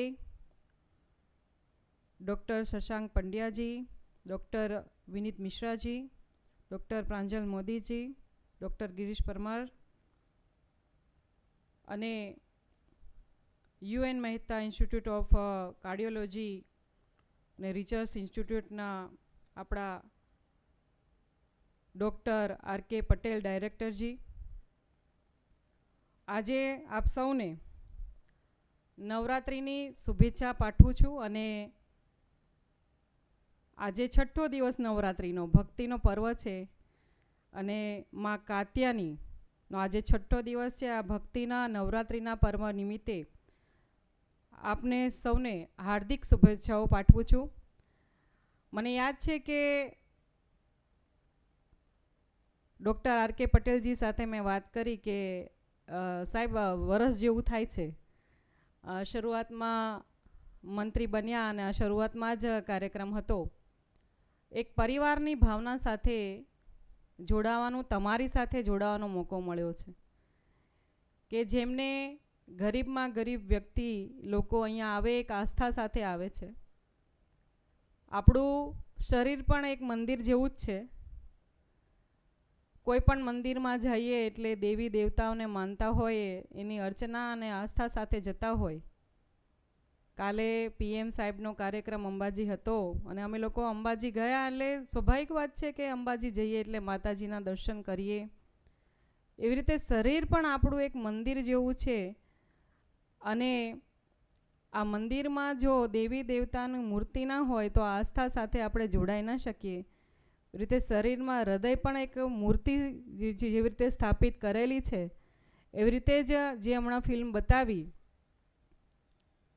કે કોઈ પણ મનુષ્ય હોય નાનપણથી ખૂબ ઊંચાઈઓ સુધી જ્યારે પહોંચે છે ત્યાં સુધી એના જીવન મિત્ર જે સાથી કહી શકાય એ હૃદય જ છે. અને આપણે દર વર્ષે 29 સપ્ટેમ્બરમાં રોજ વર્લ્ડ હાર્ટ ડે એટલે આયોજન કરીને વર્લ્ડ ફેડરેશન દ્વારા આપણે આ દર વખતે આયોજન કરીએ છીએ. અને આજે મને બીજી વખત 1 વર્ષ પૂર્ણ થયું ને તમારી વચ્ચે, મારા પરિવાર વચ્ચે મને આવવાનો મોકો મળ્યો. એનાથી મારા માટે ખૂબ મોટો ગર્વની બાબત છે કે તમે લોકો વચ્ચે જઈને કામગીરી કરો છો, નાનામાં નાના વ્યક્તિ. અને આજે એક દ્રષ્ટિ અને એમ કહેવાય ને કે વિઝન સાથે કામ કરવાવાળી ટીમ જે છે, હૃદય રોગના લગતી કોઈ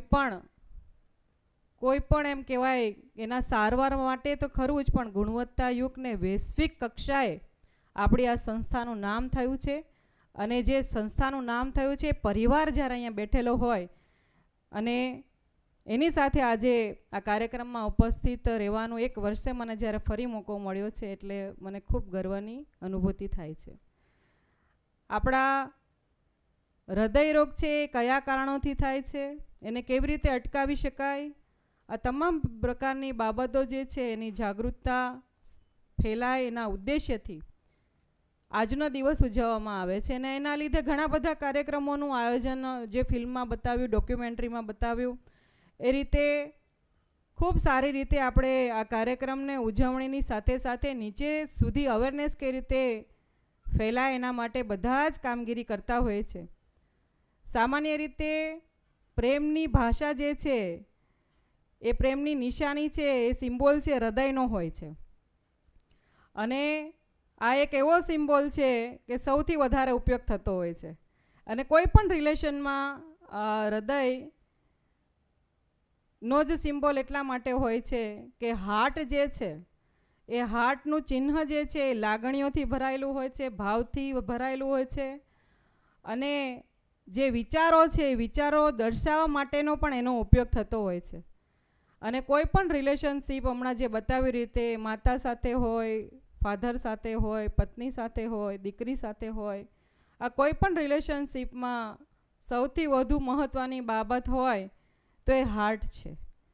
અને જે રિલેશનશીપમાંથી જો હાર્ટ જ ગાયબ થઈ જાય તો એ સંબંધ જ ત્યારે પૂરો થઈ જતો હોય છે.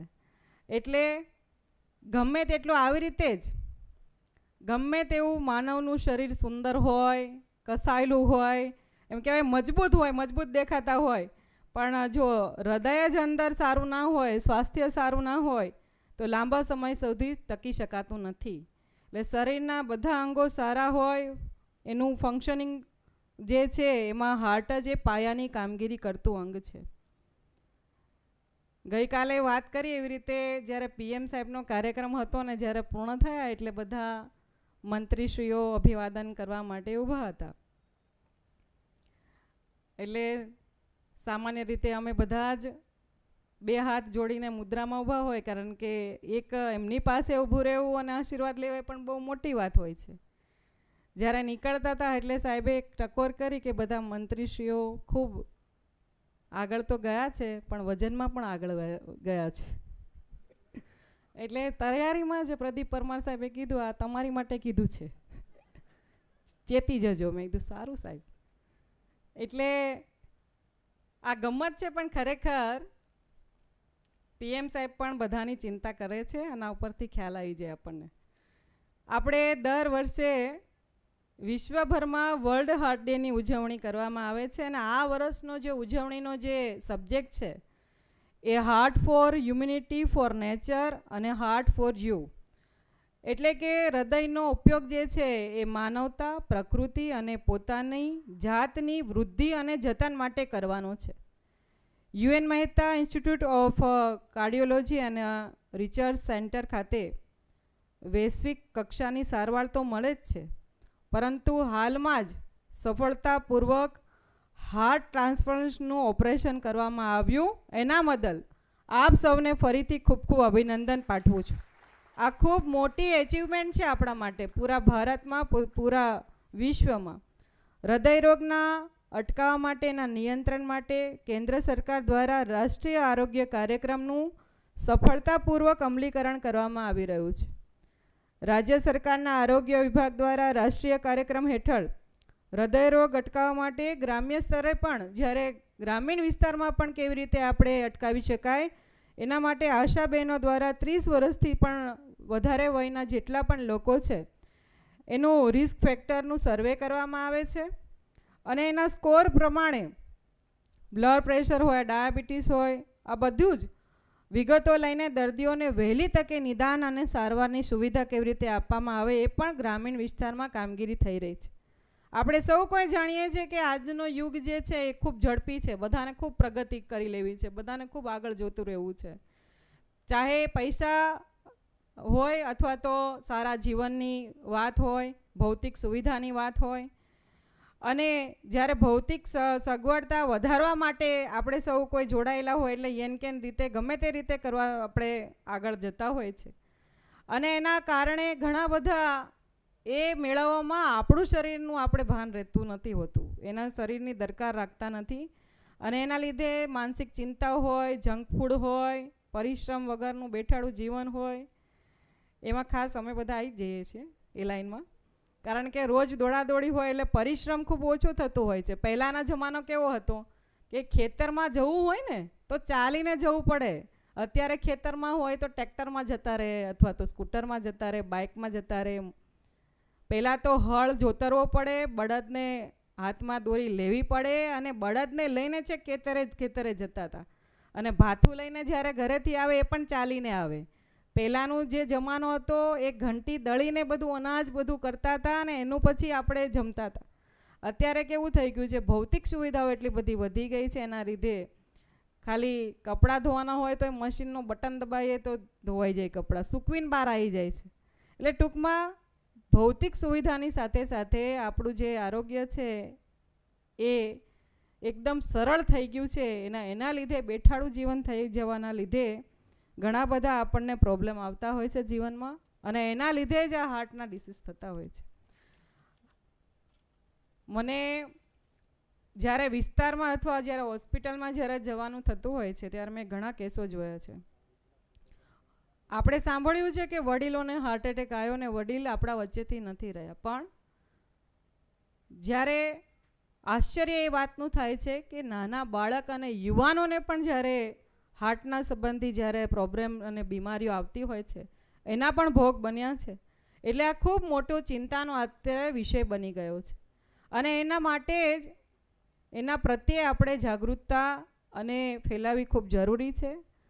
અને હૃદયના સ્વાસ્થ્યનું ધ્યાન રાખવું પણ એટલું જ અગત્યનું બની જતું હોય છે. એના માટે જ કહેવાયું છે કે prevention it is better than cure. અને આ સૂત્રને ચરિતાર્થ કરવા માટે, હાર્ટને સુરક્ષિત રાખવા માટે હેલ્ધી પ્રેક્ટિસને અપનાવવી જોઈએ. યોગા, મેડિટેશનની સાથે સાથે એક્સરસાઇઝ કરવી જોઈએ, સારી ઊંઘ અને વોકિંગને પણ જીવનમાં આધારભૂત બનાવવો જોઈએ. આ બાબતોને અપનાવવાથી હૃદયનો તો સુરક્ષિત બનાવી શકીશું, પણ સાથે સાથે અન્યોને પણ હેલ્ધી ફૂડ હેબિટ્સ અને હેલ્ધી લાઈફસ્ટાઈલ અપનાવવા માટે આપણે પ્રેરિત કરી શકીશું.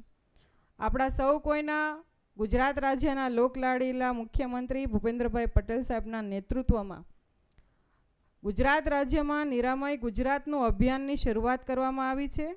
અને આ અભિયાન અંતર્ગત તમામ પ્રકારના જે બિનચેપી રોગો જે છે એનું નિદાન અને સારવાર જલ્દી થાય એના માટેનું CSC સેન્ટર અને હેલ્થ એન્ડ વેલનેસ સેન્ટર સુધી સુવિધાઓ ઉપલબ્ધ કરાવી છે.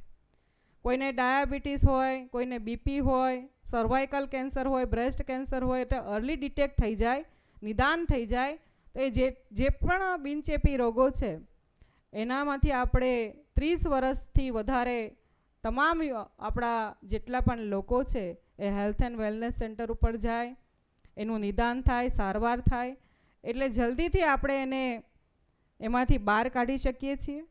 આપણું વિશ્વની સૌથી મોટી યોજના એટલે આયુષ્માન ભારત, PM જેવાય મા કાર્ડ યોજના, અને એમાં પણ દર્દીઓને સંપૂર્ણ નિઃશુલ્ક સારવાર આપણા UN Mehta institute of cardiology and research centre ખાતે ઉપલબ્ધ કરવામાં આવી રહેલ છે. એના માટે પણ ખૂબ ખૂબ આભાર માનું છું ને અભિનંદન પાઠવું છું. આપણા લાઈફસ્ટાઈલને ચેન્જ થવાની સાથે સાથે નવી બીમારીઓ જ્યારે આવે છે અને એની સામે પણ આ બીમારીઓના નિવારણ માટે ઉપાય પણ કરવા એ પણ આપણે સૌએ વિચારવું જોઈએ. સરકાર અને ખાનગી સંસ્થાઓનો સહિયારા પ્રયાસથી અંગદાન પ્રત્યે લોકોની જાગૃતતા અને રુઝાન વધી રહ્યા છે, જેને ધ્યાને લઈને હૃદયના ડોનેશન માટે પણ લોકોને સેન્સિટાઇઝ કરીને અને લોકોના જીવનને બચાવવાના પણ પ્રયાસો કરીએ. મને કહેતા આનંદ થાય છે કે ગુજરાત રાજ્ય સરકારમાં આરોગ્ય વિભાગ દ્વારા પણ વિશ્વ કક્ષાએ એક નવું એચિવમેન્ટ અમે કરવા જઈ રહ્યા છે. આપણા CSC સેન્ટર હોય કે PSC સેન્ટર હોય, દરેક જિલ્લામાં ડાયાલિસિસ સેન્ટર ઊભું કરવાનું, એટલે કે વન ગુજરાત વન ડાયાલિસિસ. આ સ્વપ્ન નરેન્દ્ર મોદી સાહેબનું હતું ને એ સ્વપ્ન વિશ્વમાં પહેલી વખત, ભારતમાં પણ ગુજરાત રાજ્ય પ્રથમ વખત કરવા જઈ રહ્યું છે. 168 જેટલા ડાયાલિસિસ અત્યારે આપણા કાર્યક્રમ શરૂ છે, અને એમાં 17.5 લાખ જેટલા નિઃશુલ્ક ડાયાલિસિસ અત્યાર સુધી થઈ ગયેલા છે. અને નજીકમાં સમયમાં PPP મોડલ ઉપર 168 ને બીજા 18 186 જેટલા સેન્ટરો આપણે શરૂ કરવા જઈ રહ્યા છે. એક સાથે નરેન્દ્ર મોદી સાહેબના હાથે નજીકના સમયમાં અમે શરૂ કરવાના છીએ. એટલે ગરીબમાં ગરીબ વ્યક્તિ પણ પોતાના ઘર આંગણે ડાયાલિસિસ કરીને નિઃશુલ્ક સેવા પ્રાપ્ત કરે એવી સુવિધા આપણા ગુજરાત રાજ્ય દ્વારા કરવામાં આવી છે. અને આજે આપણા આ ગંભીર વિષયના કાર્યક્રમનો આયોજિત આપણા હૃદયનું લગતી જે પણ ડોક્યુમેન્ટરી બનાવી છે એ ડોક્યુમેન્ટરી પણ સરળ અને સહજ છે. નીચે સુધી ખરેખર આ ડોક્યુમેન્ટરીના આધારે ઘણું બધું અવેરનેસ આવી એવું છે. અને આજના કાર્યક્રમના આયોજન બદલ આ કાર્યક્રમમાં મને પણ ઉપસ્થિત રહેવાનો મોકો મળ્યો, મારા વિચારો વ્યક્ત કરવાનો મોકો મળ્યો, એ બદલ આયોજકોનો ખૂબ ખૂબ આભાર માનું છું.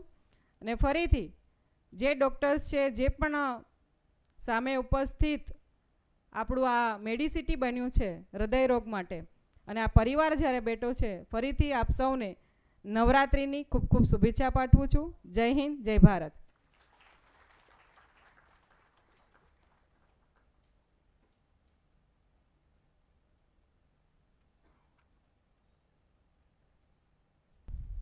Thank you, Srimati Nimishaben Sutar Madam, for the wonderful speech. It was truly elevating. Let's continue with the program. The heart is the driver of life, and hence it is necessary to celebrate its importance, and the heart must be protected for good health. हृदयः मनुष्य जीवनस्य सारथिः, अतः तस्य मुख्यत्व प्रशंसा माननः अवश्यमेव.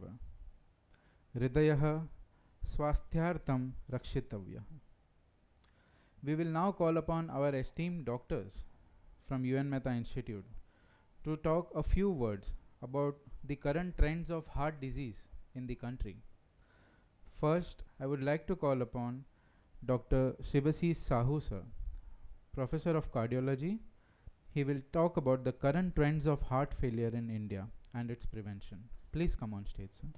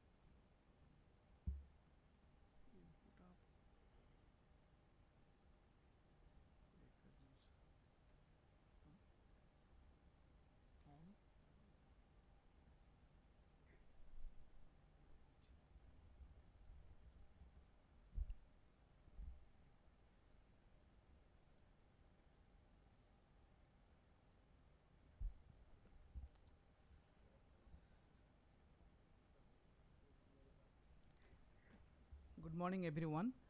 Respected Pradeep Parmar sir, respected Nimisa ma'am, respected director sir, respected Agnik sir, and all the dignitaries present on the dais, and my dear friends and colleagues. On the eve of World Heart Day, a hearty congratulations to all of you. I would like to throw some lights on current trends in heart failure in our country and its prevention.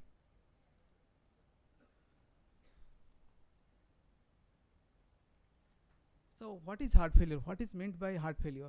Heart failure basically it's a complex clinical syndrome comprising of symptoms and signs that result basically from cardiac structural impairment or functional impairment or both, resulting in high intracardiac pressure and low cardiac output. So basically it's a complex clinical syndrome of symptoms and signs. So what is symptoms and signs of, what are symptoms and signs of heart failure?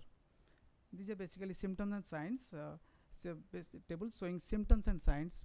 Basically two symptoms of heart failure. One is breathlessness, means shortness of breath. Another is swelling over the body, particularly starting from the legs.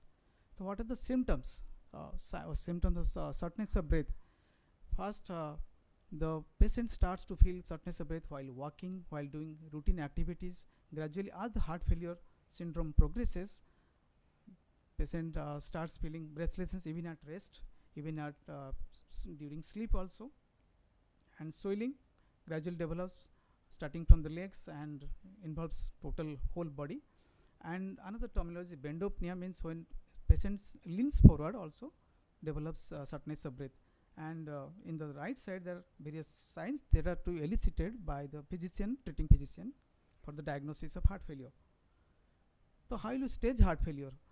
According to American College of Cardiology guidelines, they have staged heart failure into 4 stages, from stage A through stage D. Stage A means the person or the individual is at risk of heart failure. That means patient harbors the risk factors of heart failure, yet he is absolutely asymptomatic. He doesn't have any symptoms, signs of heart failure.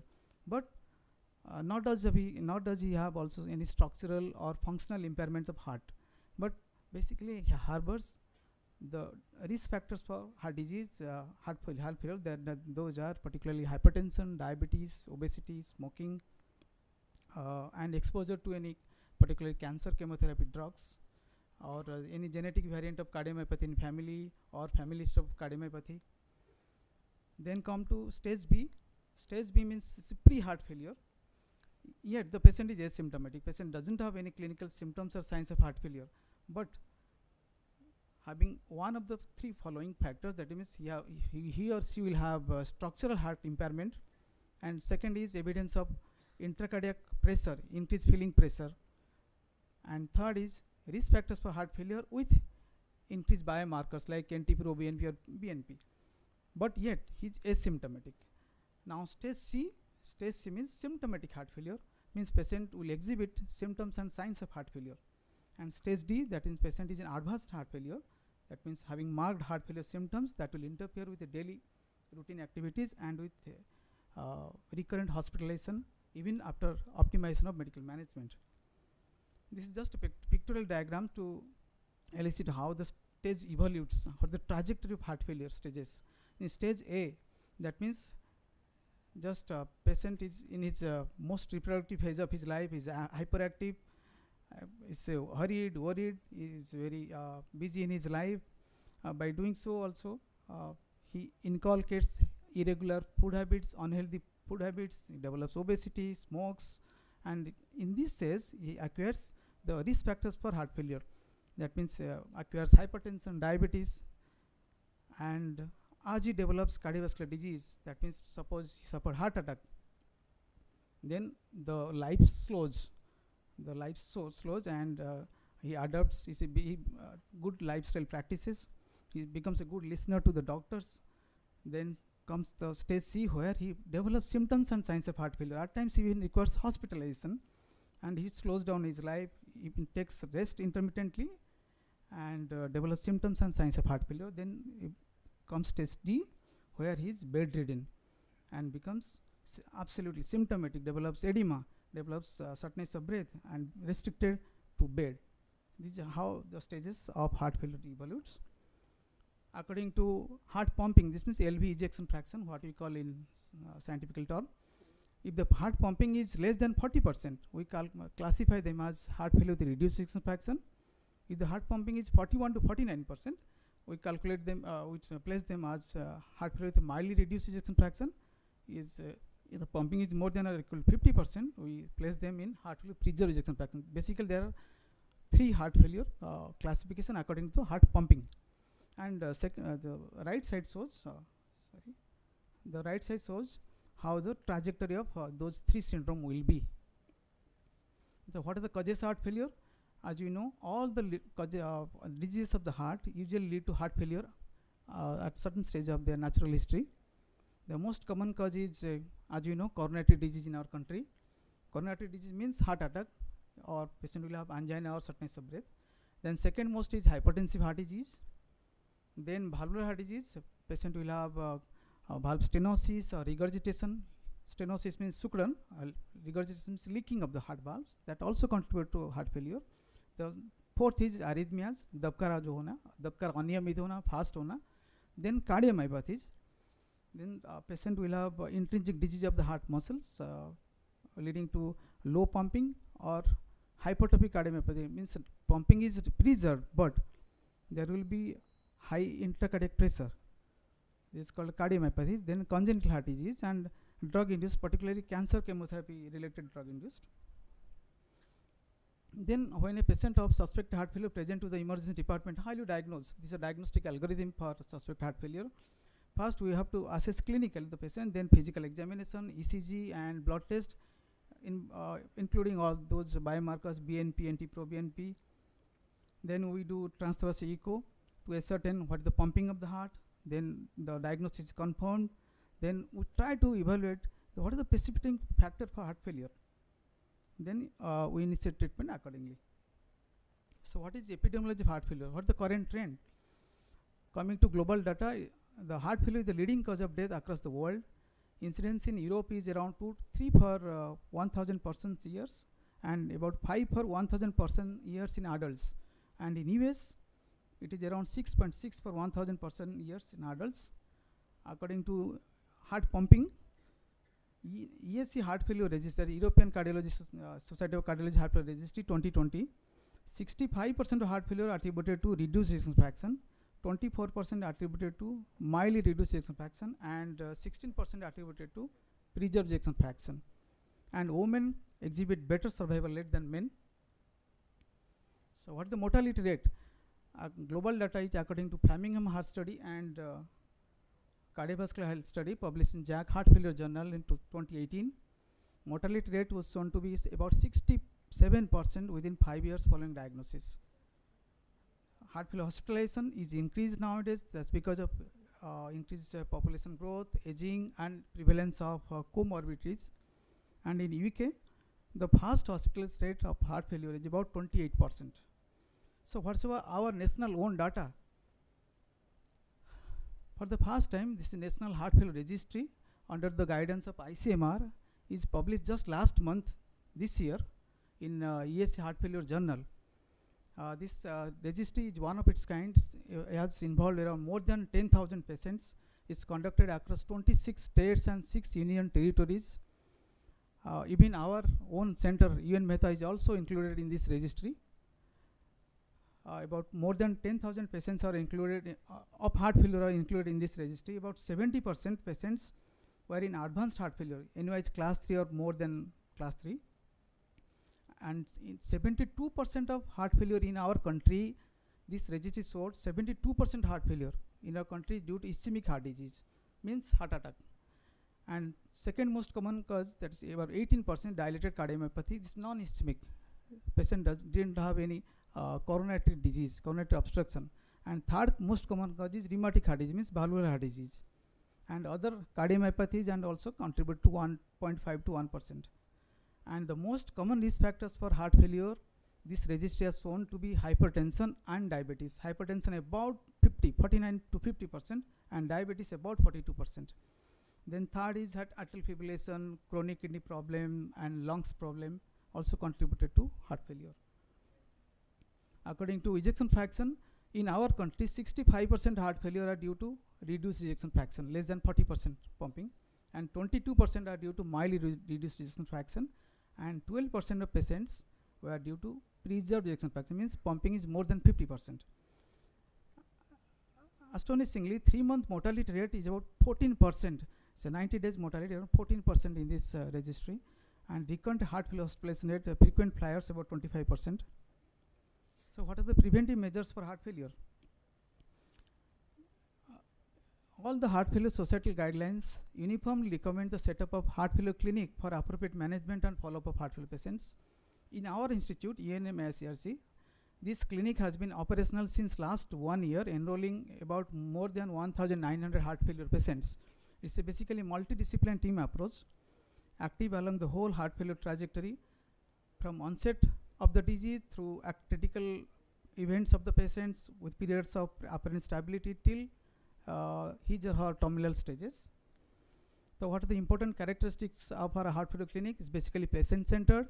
It's a multidisciplinary approach managed by cardiologists, cardiac surgeons, cardiac anesthetists, nephrologists, all trained in heart failure management, along with heart failure patient educator, heart failure nurse, heart failure dietitian, even cardiac physiotherapist. Focus of the clinic is to optimize medically manage the patient fast, because optimizing medical management has been shown to reduce frequent heart failure hospitalization and so as the death. Then next is heart failure physician decides who are the patients who are suitable for device implantation. Then also give lifestyle choices. Second is patient education and self-management via telemonitoring. Third is follow-up after discharge in heart failure clinic or via telemetry. And fourth, which is important, screening of advanced heart failure patients for heart transplantation. Regarding cardiac physical rehabilitation, it's recommended all heart failure patients in order to improve exercise capacity, quality of life, and reduce heart failure hospitalization. A supervised exercise-based cardiac rehab program is being started in our heart failure clinic in all stages of heart failure. Regarding telemetry, it provides remotely digital health information to support and optimize care of heart failure patient. Is found to reduce recurrent heart failure hospitalization and death in several studies. In our institute, telemonitoring is done for all enrolled heart failure patients by collecting data periodically such as symptoms, weight, heart rate, BP, and also guiding them accordingly. These are the preventive measures for stage and stage B heart failure. Stage A means, as I have told, this at risk of heart failure. They are not heart failure patients. Risk means patient suppose having hypertension, you have to optimally control hypertension. Diabetes or cardiovascular disease, you have to optimally manage cardiovascular disease. Patient with exposure to cancer chemotherapy drugs, multidisciplinary evaluation of cancer patients for future risk of heart failure, and particularly genetic cardiomyopathy or inherited cardiomyopathy, we have to counsel genetic screening and counseling of first degree relatives. And also side by side lifestyle modification is to be continued. When he develops pre-heart failure stage means patient asymptomatic but having LV dysfunction, we have to start certain drugs even if he is asymptomatic. We have to give SC inhibitor, beta blockers or ARBs. After post-MI, after 40 days of post-MI, when the ejection fraction is less than 30%, we can implant ICD for prevention of sudden cardiac death. This topic, sudden cardiac death, will be discussed by my next speaker, my colleague Professor Gajendra Dubey. So what is the patient education, self-care and lifestyle advice? First is symptom monitoring and self-management of patients. You have to monitor, you have to educate the patient regarding monitoring and recognizing changes in symptoms and signs such as increasing dyspnea, edema or weight gain more than 2 kg in last 3 days. Patient may increase diuretic dose and may inform heart failure clinic via telemetry. Regarding fluid restriction, as you know, patient is instructed to restrict fluid intake of 1.5 to 2 liters per day if he is having severe heart failure patient or having low sodium in the blood, and is also side by side avoid large volumes of fluid intake and avoid dehydration as well. And patient is educated to have heart healthy diet to maintain a healthy body weight and in order to be able to prevent malnutrition, cardiac cachexia in the future. Regarding salt restriction heart failure. Thank you, Subhasish sir, for the lecture. I would like to thank all the dignitaries for their valuable time, for your presence, and for spending this World Heart Day with us. Those who can wait, please join us in the audience as we have some more lectures.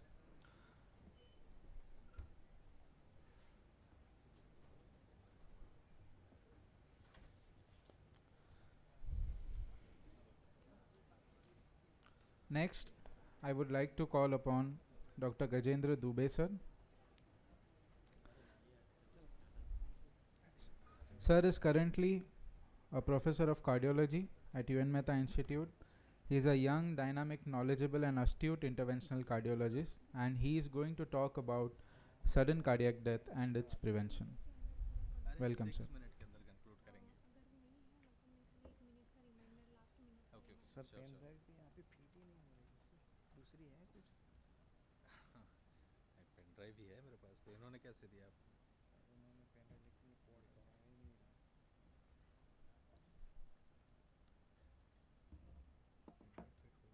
यार गजब नहीं इसलिए तो advance में दे देते हैं लोचा पड़े मेल पे है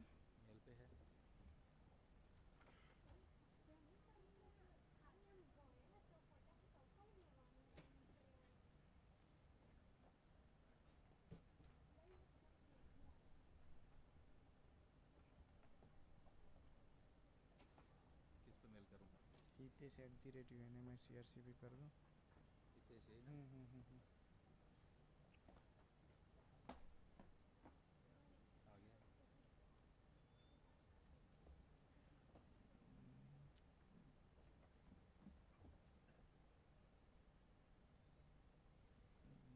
नेट चालू था आपका?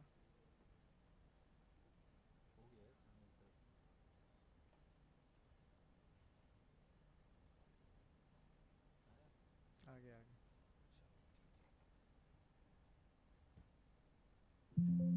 अरे बाप रे, नहीं खुल रहा है sir.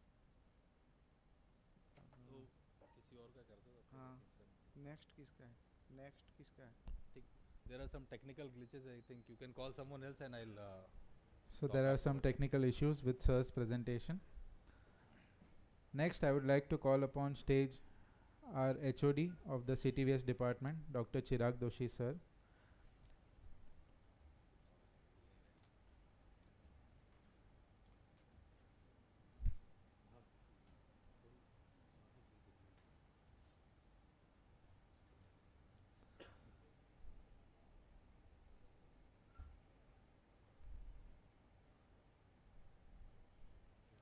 I can now proudly call him upon stage. His topic is Heart Lives Forever, Beat Must Go On. Kindly start his presentation. Kindly start Dr. Chirag sir's presentation.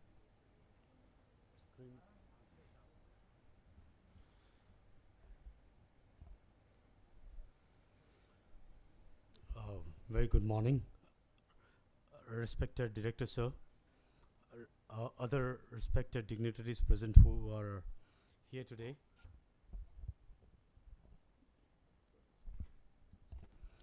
My seniors, dear colleagues, and beloved students and rest of UN Mehta family. A very good morning to all of you. We all know that why we are gathered here today. We are gathered here today for some purpose, and that purpose is to celebrate World Heart Day. The World Heart Day is an opportunity for all of us, taking a bit time out from our busy schedule, to stop or rethink and reconsider that how best to use heart for humanity, for nature, and for ourselves. Beating cardiovascular disease is something that matters to every beating heart. And we all know by this time that the theme of this year, World Heart Day, is to use heart for every heart. So how do we do that? So to use heart for yourself or for ourselves, when we talk about the holistic well-being, the most four important thing in life, and in this order, the physical well-beingness, emotional well-beingness, mental toughness, and spiritual well-beingness. And out of all, I believe that physical well-beingness is the most integral and important part of our life. So how do we do that? I mean, how we can achieve the physical well-beingness? Because we know that considering the how sedentary our lifestyle has become, and how we keep getting younger in younger patients with heart attacks, because I'm sure that we all are working in this institute, and we have seen people or younger patients who are in their 20s and 30s are coming to us with massive MI, and very unfortunately and sadly we'll lose them also at a very early and productive year of their life. So we have to do something together to prevent this younger heart issues, and because remember, if you are not physically well, no matter whatever we may be, whatever fame that we have got, or whatever money that we have we have gathered in our account is all of no use. So while doing this, by making our physical strength our a very strong point, by doing this thing we can simultaneously achieve the second goal. And what is that second goal? To use our heart for nature. So how we can do that? So I would recommend, in fact, I seriously, when I joined this institute, I wanted to come to institute on cycling, but unfortunately because of some traffic issues and other pollution issues, I could not do that. I could not achieve. But people who are staying nearby, at least they can use cycle, to come to this place. So at least by doing this, you can do two things. You can keep yourself fit, and at the same time you can reduce the carbon footprint significantly. And we as a cardiologists, we as a physicians, we as a surgeons, we know that the 25% of the cardiovascular disease burden is attributed by the pollutions. So if we can reduce somehow this pollutions, either it is a dust pollutions or chemical pollutions or carbon pollutions, we can in fact save a lot of human life. As I said, definitely, and also in other things, in general, if we reduce the waste we produce, just by being a bit cautious and taking a little bit more effort, can significantly affect our environment, and we can leave it better for the future generation as well. Finally, using heart for humanity. Tell me, my friends, what better way to serve a fellow human being than to donate him your heart? Just imagine someone who needs something desperately, and that's something you have, and not only that, you have no use it anymore. So I personally believe, and this is what I've already made a pledge, I've already told my wife that if something goes wrong with me, you must donate my organs if they are okay or if they are donatable, you know. So that is the best donation that one can give to the human life. So I'm sure that this gentleman who is on the left of yours is the one who has done the first heart transplant ever in this world, and that was way back in 1967, right? So the lady, she was just 25 when she met with a car accident. Unfortunately, she proclaimed a brain dead, you know, and a very emotional a moment for the family, for her family. And what father said to this gentleman doctors, that if you cannot save my daughter, save somebody else's life. And that is how that first donations was happened. In fact, they did not do much to take a consent from the family. In fact, family came forward and donated his daughter's heart to save the gentleman who is on the left middle. Unfortunately, that patient lived only for 8 days, but that was the first time ever world has witnessed heart transplantations, almost 50 years back. And since then, it has become a very routine part of these procedures, and world has witnessed a lot of heart transplantations and successful heart transplantations after that. And and this Christian Bernard himself once said, it is indefinitely better to transplant a heart than to bury it in the ground for it to be devoured by the worms. So in this way, even after the person has left us, the heart can live forever and beating the someone else. And that is the topic of my talk of today's. And creating life from a loss by transplanting organs from one body to another is profoundly a moving work. And we all have experienced this very recently, right? 5 days back, we had a call, and this has been we have been waiting to do our first transplant for more than I would say 6 months, 1 year, because of COVID. Last year, we wanted to start last year, we could not do it because of COVID work, and luckily or very unfortunately, we had a donor 5 days back at Civil Campus, and when they contacted us, and then our patients and their donor matched everything, you know, and our recipient was just 16 years boy who came to us, to our cardiology department a month prior only with suffering of ARVD, that is arrhythmogenic right ventricular dysplasias or cardiomyopathy, and that boy was just 16 years old, studied in 12, very intelligent, very stable boy, and very optimistic, very positive boy, I must tell you this. And then with the green signals from our director, sir, we moved forward, and we in fact harvested from a civil of very sadly demised of 22 years, a boy from UP, residing in Gujarat, used to work for a construction agency. Somehow something went wrong and fell down from a first floor, and also here also they declared brain dead. So we harvested organ from him and transplanted very successfully in this 16 years boy. Now that boy is I wanted to share a very happy news that the boy is very active now in our ICU, and he is totally mobilized, independent, is active, and is on oral diet, and we are very hopeful that if this recovery is in a way, it's the way it has been progressed so far, I would expect that the patient should be all right in another couple of weeks' time, and we'll discharge him maybe in another 10 days of time. And I want to take this platform to say a lot of thanks to the entire team of UN Mehta Heart Institute, who are dedicatedly involved in this program, including cardiologists, cardiac anesthetists, paramedicals, coordinators. Of course, we can't do anything without the very positive and I would say, in fact, he is the one who has been guiding us throughout this entire journey of UN Mehta.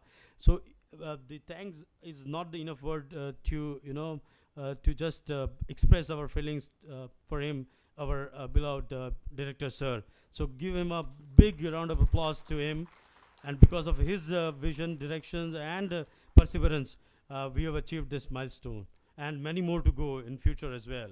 So with this kind word, I wish you all the best, and live happily, live healthy, live long. Thank you so much.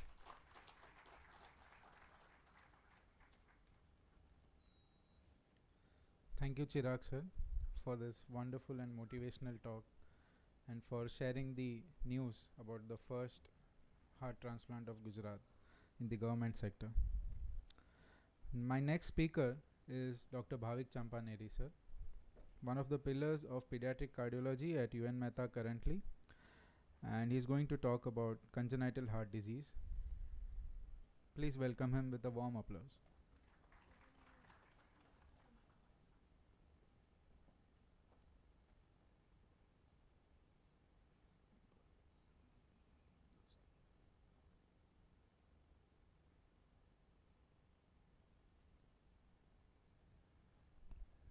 Good morning, everyone. Happy World Heart Day to everyone. Thank you for giving me this opportunity to present about congenital heart disease on this platform. So what I'm going to talk is a short summary of an article which has been published 3-4 years back by Dr. Professor Anita Saxena madam about the status of congenital heart disease, and it was a status report.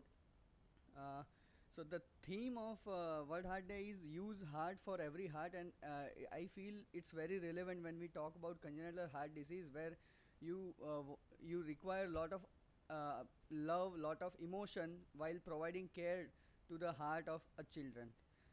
So coming to introduction, India is the second largest population. So being a second largest population, the burden of CHD is very high. CHD is accounting for 28% of all congenital heart defects, and there are plenty of data which suggests that the birth prevalence of congenital heart disease is in the range of 8 to 12 per 1,000 live births. And as per this data, if we calculate the number of children being born in India every year, it will come to the number of 2,40,000 per year. And if we talk about critical congenital heart disease, that means if this child is not treated within 1 month of life, that child is not likely going to survive if he does not get pediatric cardiac care. And if we look at the number of critical congenital heart disease being born in India every year, that comes to somewhere around 50,000 a year. These are the different papers which have studied birth prevalence of congenital heart disease in India. What are the risk factors? So majority of time there is no risk factor found when we are talking about congenital heart disease. So 85% there is no risk factor. There in 5 to 8% you may find genetic causes, various syndromic status, maternal exposure to various teratogens like viruses, like rubella, various teratogenic drugs, maternal diabetes, family history of CHD. There is 3 to 5% that another child is going to have a congenital heart disease. Recently, IVF pregnancy has also come out to be a risk factor for congenital heart disease as well. When we talk about regional variation of birth prevalence, and if we can see here, the majority of children being born with congenital heart disease are from northeast, because that's the largest area of India. But what's sad part, the health system or the hospitals providing the cardiac care is majority of them are scattered in clustered in an area of southern India, some parts of northern India, few west and east India. So what is happening to this northeast population, which are being born in a large number, and they are not accessible to pediatric cardiac care. So as per the data, nearly 60 to 65 centers are there in India which are providing pediatric cardiac care, and around 30,000 surgeries are being done every year in India. Out of that, around only 2,000 are neonatal surgeries. That means how much population, or what number of population, or what percentage of population with critical congenital heart disease has access to pediatric cardiac care. And if we look at the number, in South India, there is 70% chance that a child with critical congenital heart disease will receive care.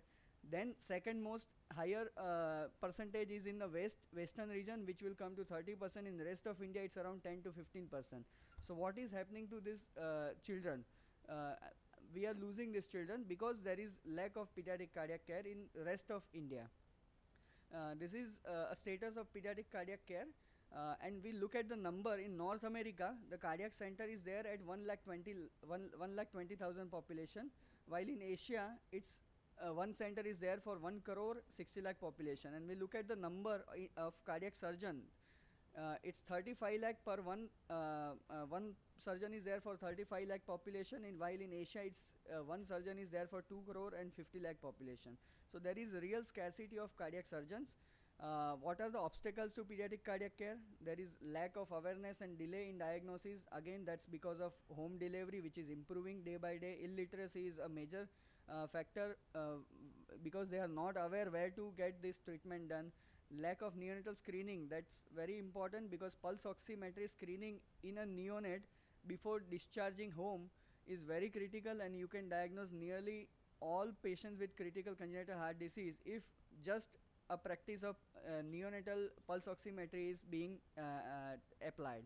There are a lot of social stigmas and taboos, gender bias, female children not getting pediatric cardiac care, maldistribution of resources. There is uneven distribution of cardiac centers. As I've told, southern India and some part of northern and western India, they have more number of cardiac centers as compared to rest of India. There is more poverty in patients where there are less of cardiac centers. So that's another factor where the pediatric cardiac care is lacking. Financial constraints, because the insurance scheme does not cover congenital defects in India. There are very few public hospitals in the count of maybe around 5. Follow-up care is very important for the outcome of patients with congenital heart disease, and which is lacking in India. That's another obstacle. Other factors are rapid rise in population, which increases the burden of congenital heart disease. Pediatric cardiac care requires highly equipped infrastructure, which is lacking in many of the places. Trained staff is a pillar of pediatric cardiac care, and because it's like more demanding field, less glamorous, maybe lower in monetary return, less number of trained staff are available for providing pediatric cardiac care. That's another factor. And there is no national policy for congenital heart disease. So strategies for improvement, what we can do to improve this is, first, we should have a comprehensive child health program, and best example of that is RBSK, where they are screening all school going children for various congenital defects, and that has been a very very powerful and very effective scheme in improving the pediatric cardiac care. By increasing awareness in community, by making people aware what are the maternal factors which are responsible for congenital heart disease, we can reduce the burden of congenital heart disease. By training pediatrician when to suspect, when to diagnose, and when to refer to pediatric cardiologist or pediatric cardiac team, that's very important. Geographic distribution, ideal example is our center, where it's a government supported center providing totally free of cost treatment to all congenital heart disease patients up to 18 years of age. This is an ideal example, and such hospitals should be there at each state, which has a team of trained pediatric cardiologist, surgeon, anesthetist, and intensivist who get enough work, which maintains their motivation, and which give them job satisfaction, so that this equal distribution, and each state should have an institute like Mehta, which is supported by government and which provides pediatric cardiac care. Optimal utilization of resource has been very important because pediatric cardiac program, isolated pediatric cardiac program is not something salvageable. So on the top of a successful adult cardiology program, implementing pediatric program is very useful because you can share a lot of platforms and you can reduce the cost of expenses. You can reduce expenses.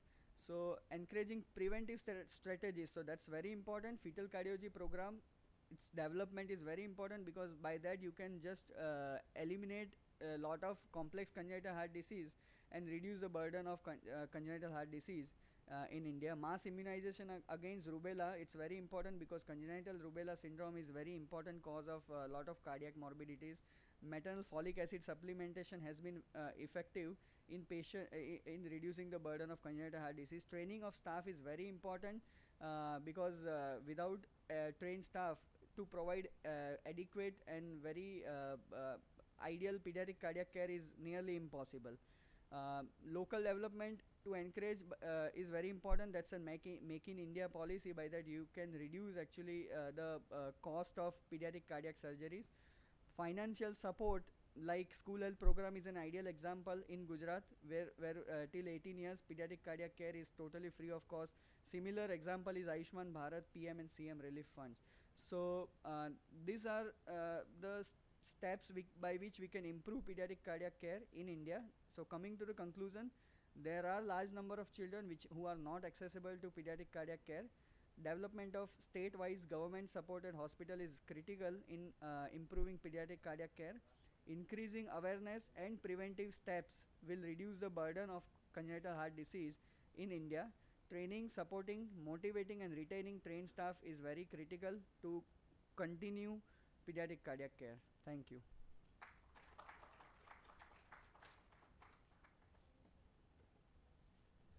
Thank you, Bhavik sir. Next, I would like to call upon Dr. Pooja Vyas madam. She is the Professor of Cardiology at Mehta and also the in charge of our research department. She is a role model for all us youngsters, an excellent physician, a brilliant researcher, and an empathetic cardiologist, constantly caring for her patients and serving the community. Welcome, ma'am. Please welcome her with a warm round of applause.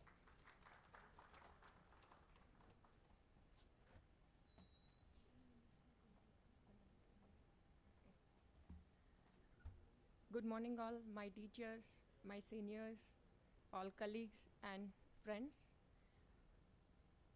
That I'm very excited to share the results of the study which we started on the World Heart Day last year.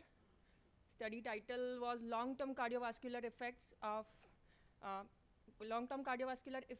post COVID-19 disease recovery. And I would like to thank our director sir who always emphasizes on the need of good quality research and always encourages us for good quality research. And I would also like to thank our team members, Dr. Dinesh Joshi, Dr. Meenaben, Dr. Jai, Dr. Mumukshi, Dr. Gunjan and Krutika Patel, who all have contributed in this study. આપણને બધાને ખબર છે acute phase હોય જ્યારે COVID-19નો ત્યારે એના cardiovascular કોમ્પ્લિકેશનમાં કોઈને હૃદયનો હુમલો આવી શકે અથવા તો હૃદયના સ્નાયુઓને ઇન્જરી થાય, સ્નાયુઓ ઉપર સોજો આવે, હાર્ટ ફેલિયર થાય, હૃદય એકદમ નબળું પડી જાય અને મેઇન તો ખબર છે કે થ્રોમ્બસ વધારે બનતું હતું એટલે થ્રોમ્બો એમ્બોલિક કોમ્પ્લિકેશન્સ થાય, હૃદયના ધબકારામાં વધઘટ થાય, એવું એક્યુટ ફેઝમાં થાય. આપણી જે સ્ટડી હતી એમાં આપણે એવા પેશન્ટોને સિલેક્ટ કર્યા હતા કે જેમને કોવિડ 1 વર્ષ પહેલાં થયેલો હતો. એક્યુટ ફેઝમાં નહીં, આપણે જાણવા માગતા હતા કે કોવિડની લોંગ ટર્મ ઇફેક્ટ્સ શું છે. Covid is also known as vascular disease કારણ કે કોવિડ ઇન્ફેક્શનને કારણે ઇમ્યુન સિસ્ટમ છે, આપણી બોડીની અંદર ક્લોટિંગ સિસ્ટમ છે, આપણા શરીરની અંદર જે રાસ સિસ્ટમ કહેવાય છે કે જે રેનિન એન્જિયોટેન્સિન આલ્ડોસ્ટેરોન સિસ્ટમ એ બધાનું બેલેન્સ બગાડી કાઢે છે, એનું સંતુલન ખોરવી કાઢે છે. એને કારણે આપણા શરીરની જે આર્ટરીઝ છે, વેન્સ છે, એના જે સેલ્સ છે એને ઇન્જરી થાય છે અને એમાં ડિસફંક્શન ઊભું થાય છે, જેને કારણે ક્લોટિંગની સમસ્યાઓ ઊભી થાય છે, નસોમાં સોજો આવી જાય, એક્યુટ ફેઝની અંદર પલ્મોનરી એમ્બોલિઝમ થઈ શકે, હૃદયનો હુમલો આવી જઈ શકે, હૃદયના ધબકારા વધી જાય, અને ક્રોનિક ફેઝની અંદર આ જે આર્ટરીઝ અને વેન્સમાં ક્રોનિક ઇન્ફ્લામેશન રહે એને કારણે જે ધમનીઓની સ્થિતિસ્થાપકતા હોય, જે ફ્લેક્સિબિલિટી હોય એ ઘટી જાય અને ધમનીઓ વધારે સ્ટીફ થઈ જાય. એને કારણે જે બ્લડ પ્રેશરમાં ને એમાં વધારો જોવા મળે, અથવા તો વાસ્ક્યુલાઇટિસ થાય. ઘણા પેશન્ટ અને લોંગ ટર્મમાં હૃદયમાં દુખાવો થાય, છાતીમાં દુખાવો થાય, અથવા તો હૃદયના ધબકારા અનિયમિત થાય, એવું થઈ શકે. So these vascular complications are of grave concern because it can cause vital organ damage at any stage of the COVID disease. Acute phase માં પણ આપણા અંગોને અફેક્ટ કરે છે, as well as chronic phase માં પણ એની અસર જોવા મળી છે. So the study which we did was prospective observational study, and we collected the data of 393 patients who were admitted in our hospital and who had recovered from the COVID-19 disease before 1 year. So those patients who were diagnosed with COVID and were admitted in our institute were taken into the study, and we excluded the patients જે પેશન્ટને પહેલાં કિડનીની બીમારી હોય, અથવા તો કોઈ major illness હોય, અથવા તો જેમની ઉંમર 30 વર્ષથી વધારે હોય, એવા બધા પેશન્ટ્સને આપણે એક્સક્લુડ કરી કાઢ્યા હતા.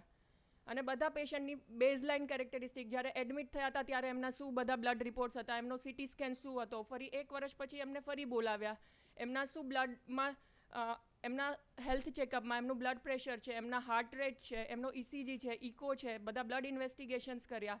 અને આપણે આમાં બધા પેશન્ટની વાસ્ક્યુલર એજ પણ કેલ્ક્યુલેટ કરી. આપણી જે ક્રોનોલોજીકલ એજ હોય એ જ આપણી વાસ્ક્યુલર એજ હોય એ જરૂરી નથી. પહેલાં પણ આપણે વર્લ્ડ હાર્ટ ડેનું એક રિસર્ચ પેપર કરી ચૂક્યા છે, જેમાં બતાવ્યું હતું કે આપણી વાસ્ક્યુલર એજ છે ગુજરાતીઓની એ થોડી વધારે હોય છે. ધારો કે આપણે 30 વર્ષના હોય તો આપણી ધમનીઓની એજ 40 વર્ષની થઈ ગઈ હોય છે.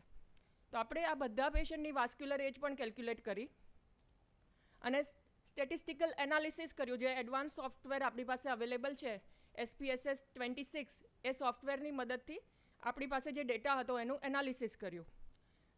તો જે કાર્ડિયાક સિમ્ટમ્સ હતા, ઓલમોસ્ટ 25% લોકોને પાછળથી બોલા તો કંઈ ને કંઈ સિમ્ટમ્સ હતા.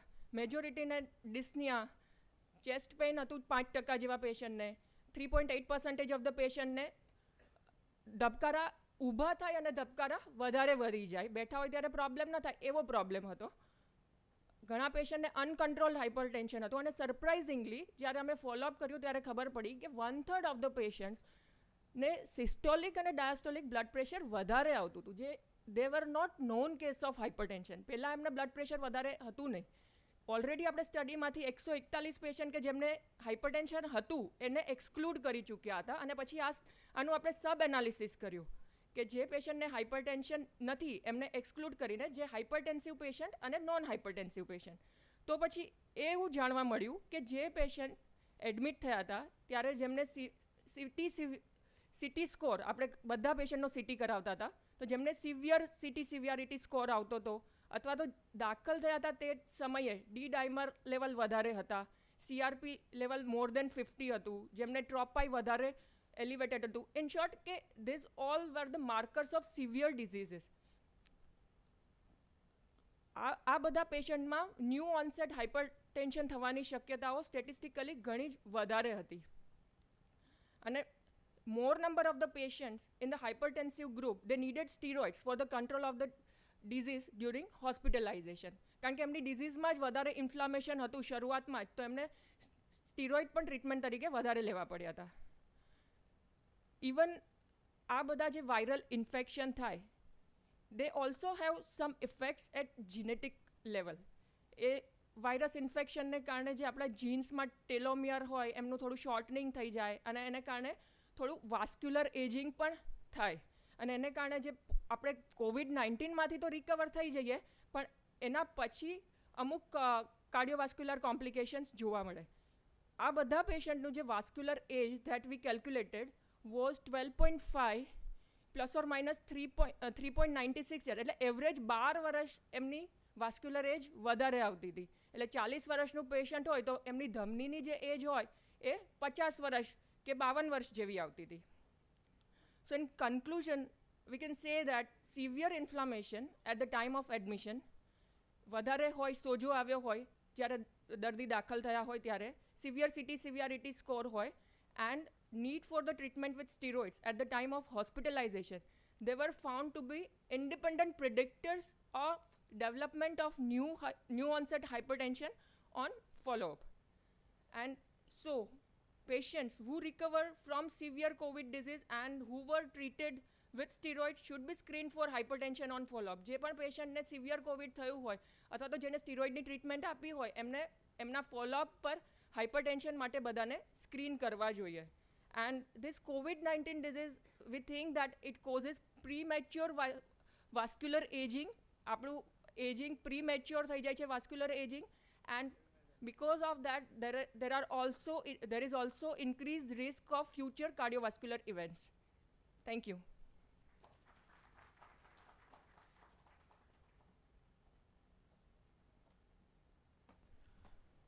Can we now have Gajendra Dubey sir's talk?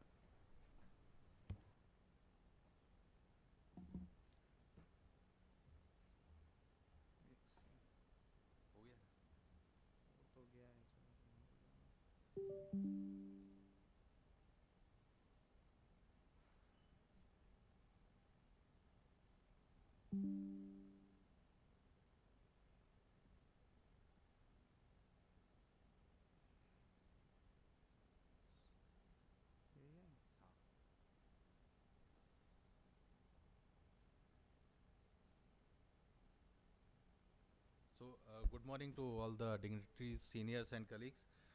First of all, I would like to wish everyone a happy and healthy World Heart Day. So today I've been given the responsibility of talking about sudden cardiac death. So there are several terms used with respect to heart disease in the general public. One of them is heart attack, then there is sudden cardiac death, and the third one is heart failure, on which Dr. Sahu sir gave a nice talk. So all these things are technically a little bit different. So sudden cardiac death is defined as unexpected natural death due to cardiac causes occurring within 1 hour of symptom onset. Now heart attack is not always synonymous with sudden cardiac death, or sudden cardiac death is always not due to heart attack only, but heart attack plays a major role in sudden cardiac death. So it can affect a previously apparently healthy individual. It is generally a catastrophic event. Someone who was apparently hale and hearty and then suddenly collapse and dies. So that is the classical description of a sudden cardiac death. Of late, we have heard about many celebrities who have died like that, and it is much more common in males as compared to females. Males constitute almost 75% of individuals who die suddenly, and the incidence of SCD closely mirrors that of the coronary artery disease, that is heart attack. So I'll just give you a brief overview of how this sudden cardiac death happens. So there are multiple causes which I'll discuss later. So all these causes generally most commonly lead to very fast heart rates, or something which is technically known as ventricular tachycardia. At such high heart rates, the heart pumping becomes ineffective, and this leads to hypotension or loss of blood pressure. This rhythm then degenerates into VF, that is even faster heart rate and chaotic heart rhythm, and this is followed by death. All this happens very rapidly or very quickly within 1 hour by definition. So this is what is sudden cardiac death, and we should before addressing a problem, we should know that how significant or how relevant this problem is. So unfortunately in our country we don't have very good reporting systems. All the deaths are not reported or accounted for. So we look at Western countries for data. In United States, almost 3 to 4 lakh SCDs are reported annually, and this amounts to almost 1,000 deaths per day. These are sudden cardiac deaths. So in India, estimates suggest that the numbers may be much higher because our population is much bigger as compared to United States. So it is around 30 to 40 lakhs per annum. So these numbers are huge. So this large number also gives us an opportunity to prevent these things and decrease this mortality. So increasing incidence of CAD is predominantly responsible for rise in SCD cases, and unfortunately our Indian patients are much younger as compared to their Western counterparts, especially if we talk about coronary artery disease or heart attacks, which lead to sudden cardiac death. So it occurs in our country in 5th or 6th decade of life, as compared to United States, where it happens in 6th or 7th decade of life. So this is very important because these patients are of productive age group. They are frequently the sole earning members, so their death is much more. It creates a much bigger impact on the entire family as compared to someone who is quite old and dies suddenly. So if we look at age-wise distribution, SCD can occur at any age, starting from birth until the most elderly patient. The incidence increases gradually, and in 18 to 29 age group, it is around 12 deaths per lakh per year, and rises to 160 deaths per lakh per year. But important thing is that the sudden deaths due to coronary artery disease, the proportion of sudden death is much more higher in younger individuals as compared to older individuals. So as I already told that males are more prone to sudden death. This is mainly because coronary artery disease is more common in male patients. They have much more risk factors for coronary artery disease. And if we look at different causes or etiologies for sudden cardiac death, here also the causes can be grouped as according to the age of patient. In younger individuals, it is many a times we are not able to find a particular cause. Cardiomyopathy is predominantly hypertrophic cardiomyopathy, which I'll talk about later. Coronary artery disease constitute the majority of causes, and as age increases, CAD is the main reason, or CAD constitutes the bulk of cases of sudden cardiac death.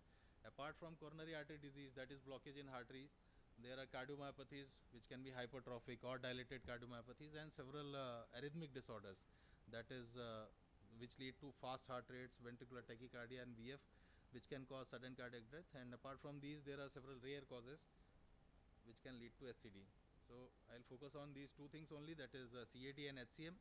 CAD, as we all know, it is caused due to blockage in arteries. There are several risk factors like diabetes, hypertension, smoking, physical inactivity, sedentary lifestyle. And CAD can affect in multiple ways. It can lead to heart attack, that is the acute blockage of blood vessels, which can lead to MI and sudden death. It can be a chronic syndrome, which can lead to dysfunction of heart and subsequently sudden cardiac death. And the second important cause in young individuals, especially young athletes or apparently alright individuals, is hypertrophic cardiomyopathy, which is characterized by thickening of heart muscles, and this leads to sudden cardiac death in a small percentage of patients. Overall risk is not very high, but there are several factors which identify high risk groups in whom there are interventions which can decrease this risk. So if we talk about risk factors, that how do we identify individuals who are susceptible to SCD? Because most of the time it is the first event, they have no history of prior cardiac disease. So how to identify and pick up such individuals?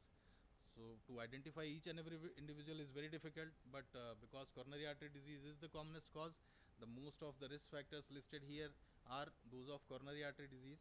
Apart from that, someone who has LV dysfunction, who has heart failure history, or who has a prior SCD event, or a family history of sudden cardiac death, they should also be investigated and evaluated for their risk of sudden cardiac death.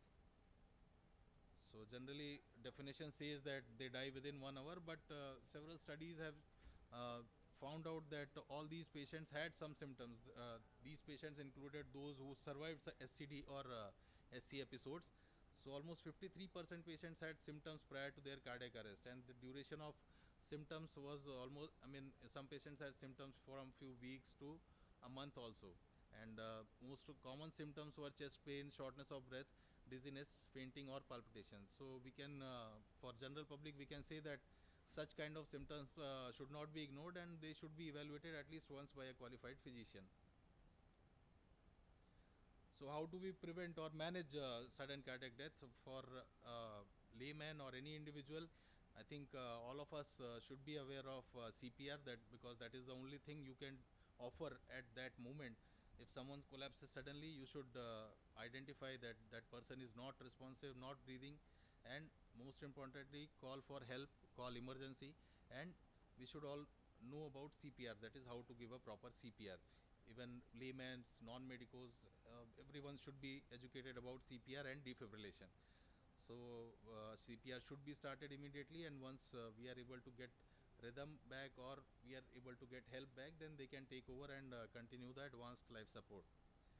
So chest compression should be done properly, and the rate of compression should be at least 100 per minute. We should compress the chest by at least 2 inches during each compression, and the compression to breath ratio should be 30:2. And this is the defibrillator. It should be made commonly available at public places, and public should be educated about the use of these defibrillators because they are life-saving, and VTVFs are the most common cause of mechanism of SCD, and this can revert that easily. So prevention includes primordial prevention, primary prevention, and secondary prevention. Primordial means you prevent the development of risk factors. So education is very important in that.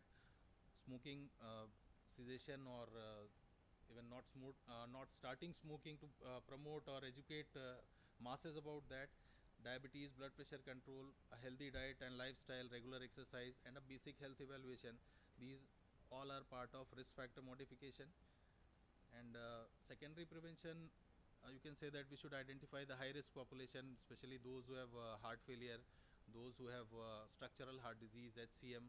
There are several criteria which can identify individuals who are at high risk of sudden cardiac death, and we can offer them several therapies, like in heart failure, proper medical management and ICDs to suitable candidates, or in HCM or long QT syndrome, ICDs to suitable candidates. These are useful in prevention of sudden cardiac death. And last but not the least, public education and awareness is equally important. So to conclude, I would like to say that SCD is a significant and growing health problem. It is a catastrophic event, so it has much more impact as compared to chronic illnesses. Coronary artery diseases are the most common cause, and the focus should be on prevention of coronary artery disease. And preventive strategies are effective, and they can significantly decrease the disease burden. And education and awareness is of utmost importance. Thank you for your attention.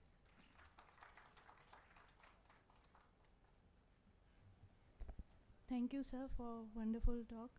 With the advances in technology and transportation, many of us are unfortunately sitting around and most of the day with very little or no activity. To talk about this topic, how a sedentary lifestyle affects heart health, I would like to call upon stage Dr. Mehta, Assistant Professor in Physiotherapy.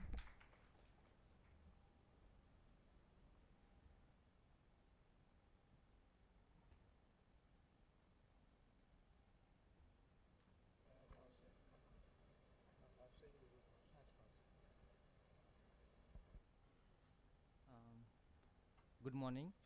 First of all, I would like to thank you, Honorable Director Sir, for giving me this opportunity, and all the seniors, thank you so much. And happy World Heart Day. So today my topic is sitting disease, how sedentary lifestyle affect the heart health. So let's go for introduction, friends. બધાને એવું થતું હશે કે sitting disease એટલે શું, but believe me, sitting disease may not sound like something to worry about, but in reality it could be one of the biggest issue many of us are facing. Surprisingly, it is the fourth leading risk factor for mortality throughout the world. And James A. Levy in 2018 rightly said, sitting is the new smoking. So it is as dangerous as the smoking. So what is the sedentary lifestyle? Sedentary lifestyle behavior is defined as any behavior like sitting or leaning which has energy expenditure of less than 1.5 metabolic equivalent task. According to Center of Disease Control, people should participate at least 150 minutes of moderate exercise or 75 minutes of vigorous exercise on a week basis. But as we all know, technology, આપણી બધા પાસે અત્યારે technology એટલી સરસ આવી ગઈ છે કે બેઠા બેઠા બધાના કામ થઈ જાય છે. So it's a major risk factor. પહેલાં જે લોકો જે આપણે ઊભા થઈને ચાલીને કરતા હતા, સાયકલ પર જતા હતા, ચિરાગ દોશી સરે કીધું એમ, અત્યારે આપણે જ એ જ લોકો અત્યારે ગાડીમાં આવીએ છીએ. So it's a major part of our life. But જેમ ટેકનોલોજી આપણને ઇમ્પ્રૂવ કરે છે, આપણું કામ સ્પીડમાં કરે છે, એની સાથે સાથે રિસ્ક પણ લાવે છે. So it's a giving you a major risk of your health. So what is the definition? Sitting disease, it's nothing but a condition in which people spend just 3 hours of the day as a standing, and rest of the hours go to sitting or sleeping. If this continues for longer period of time, that is the disastrous result. According to the AHA, sedentary jobs have increased 83% from 50% in 1950s. So almost 80% of our job today considering sitting more than standing. Physically active job make up the less nowadays. In India, recent studies regarding pattern of physical activity suggest more than 57% of Indian population does not match recommendation of the physical activity level stated by WHO. Another study stated that fewer than 10% of people are engaged in any kind of recreational or physical activities. So I don't think it is surprised. We all know how much we are engaged in the physical activity nowadays. How it affects? Sitting for more than few hours can adversely affect all the system of our body, like muscular system, physiological, psychological system, metabolic system, and last and biggest problem is cardiovascular system, which can result in anxiety, depression, weight gain, weakness and fatigue, inflammatory syndromes, and fibromuscular issues. All these things together leads to poor heart health and increase the risk of the coronary artery disease and other heart problem. So how does so much sitting affect the health? So somebody might say કે હું તો 30 minutes regular exercise કરું છું, હું તો regular gym જાઉં છું, but what you do in another 23 hours is also a matters. A large review of studies published in 2015 in internal medicine journal found that adjusting for physical activity, sitting for a longer period of time was associated with the health issues. Sedentary behavior can also increase your risk of dying either from heart disease or other medical condition. Even if you are doing 30 minutes per day of physical activity, it matters what you do in 23 hours.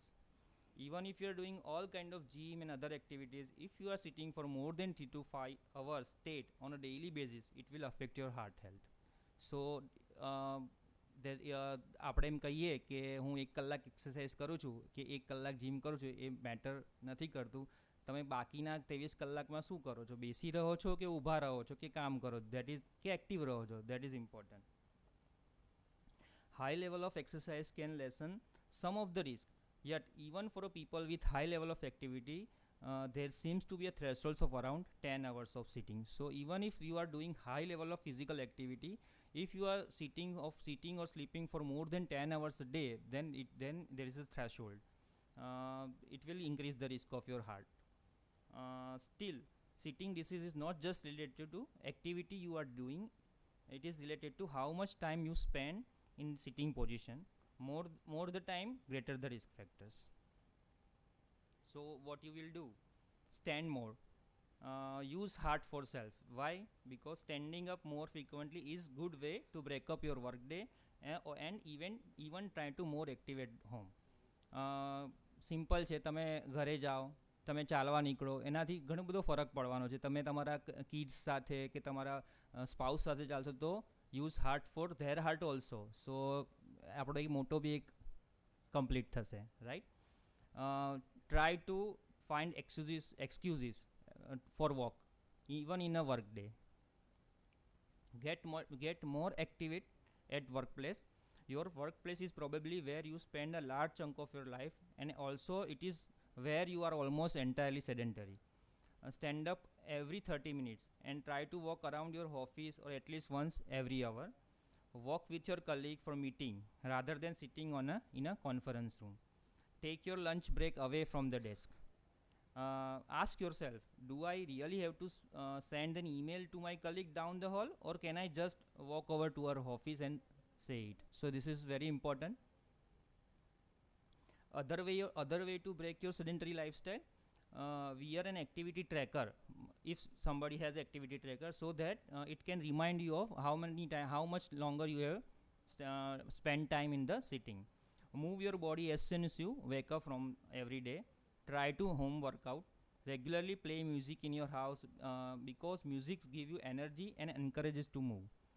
When you go inside a store, take a lap around the parameters before you start stopping. So these are some examples I'm sharing with you. Let us take a pledge on this World Heart Day to be as active as possible in the coming years and influence our near and dear ones to do the same. Thank you so much.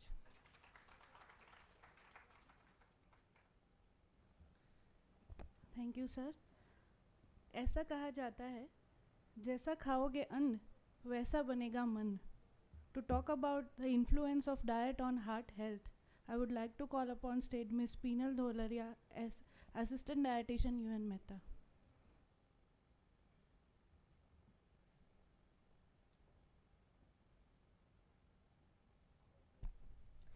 A very good noon, everyone. I can see many faces tired, feeling hungry, and here I am presenting a very good slide. Okay. A very good image of food. People might be feeling hungry and wanted to have a lunch break. I, Peenal Dholaria, Assistant Dietitian UNMICR. I am going to share some talk about influence of diet on heart health. How diet influence the heart health, we can see they can influence in two ways, a healthy way and unhealthy way. We are going to talk about both ways. Here is a flow diagram of the factors of influencing on the heart health. If we start from the bottom, there is a socio-economic and environmental conditions which effects on the heart health.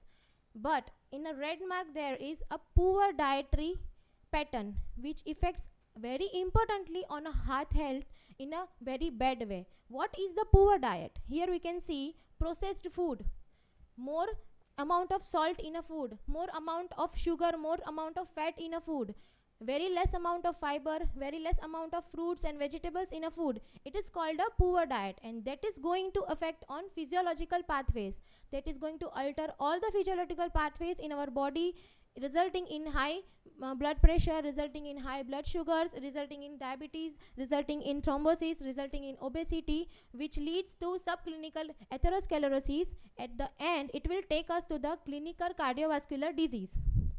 So, to prevent that, we have to correct our dietary pattern from poor diet to a good or a healthy dietary pattern.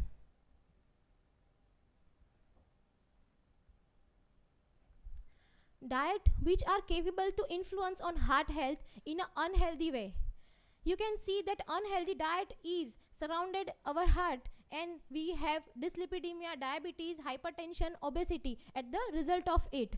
Processed junk food, high sodium food, high saturated fat, high sugar food, fatty meat, bakery products, soda and beverages, red meat, full fat dairy we consume, refined oil, hydrogenated fat, and overeating or fat dieting or skipping the meal time is also an important component to affect a heart health in an unhealthy way. In a previous slide, I talked about the hydrogenated fat and what is a saturated fat. So I would like to give you a glimpse on it. Here in the image, you can see the refined oil. Refined oil is passes from the 5 stage of the refinery procedure. Solvents, chemicals are added. Very high temperature heat treatments are given to them. Intensive mechanical and chemical processes going through that oil. In the end of the result, the shelf life is higher of the refinery oil. Smoke point is also higher of the refinery oil. But what is the problem? The problem is nutrients are lost due to this much of treatments. Problem is nutrients are lost. Problem is the chemicals are added, and that is the point that it is very harmful for our body, health and heart. The other is hydrogenated oil. Many people, we always eat or snack or munch on something packet food, ready to eat food. Have you ever read the word hydrogenated oil or vegetable oil? This is the thing. Hydrogenated oil is called other name of a trans fat. Trans fat, we can say that dalda, margarine, palm oil, kernel oil, all these are the hydrogenated fat. Hydrogen is added on the previously refined oil. So refinery already contain chemicals. Again the hydrogenation is added and the fat is turned into a hard form. We can see in over here there is arteries and the coating of the fat over there. So this is the result of hydrogenated fat if you consume it regularly or very purposely on the regular days. So there is a blanket advice always given: eat low fat food, eat low salt food, but blanket advice is not always going to helpful for everyone. So here I have put it that in our regular lifestyle we are very busy. Working people has not always time to cook, so we go in a market and buy some food ready to cook or ready to eat.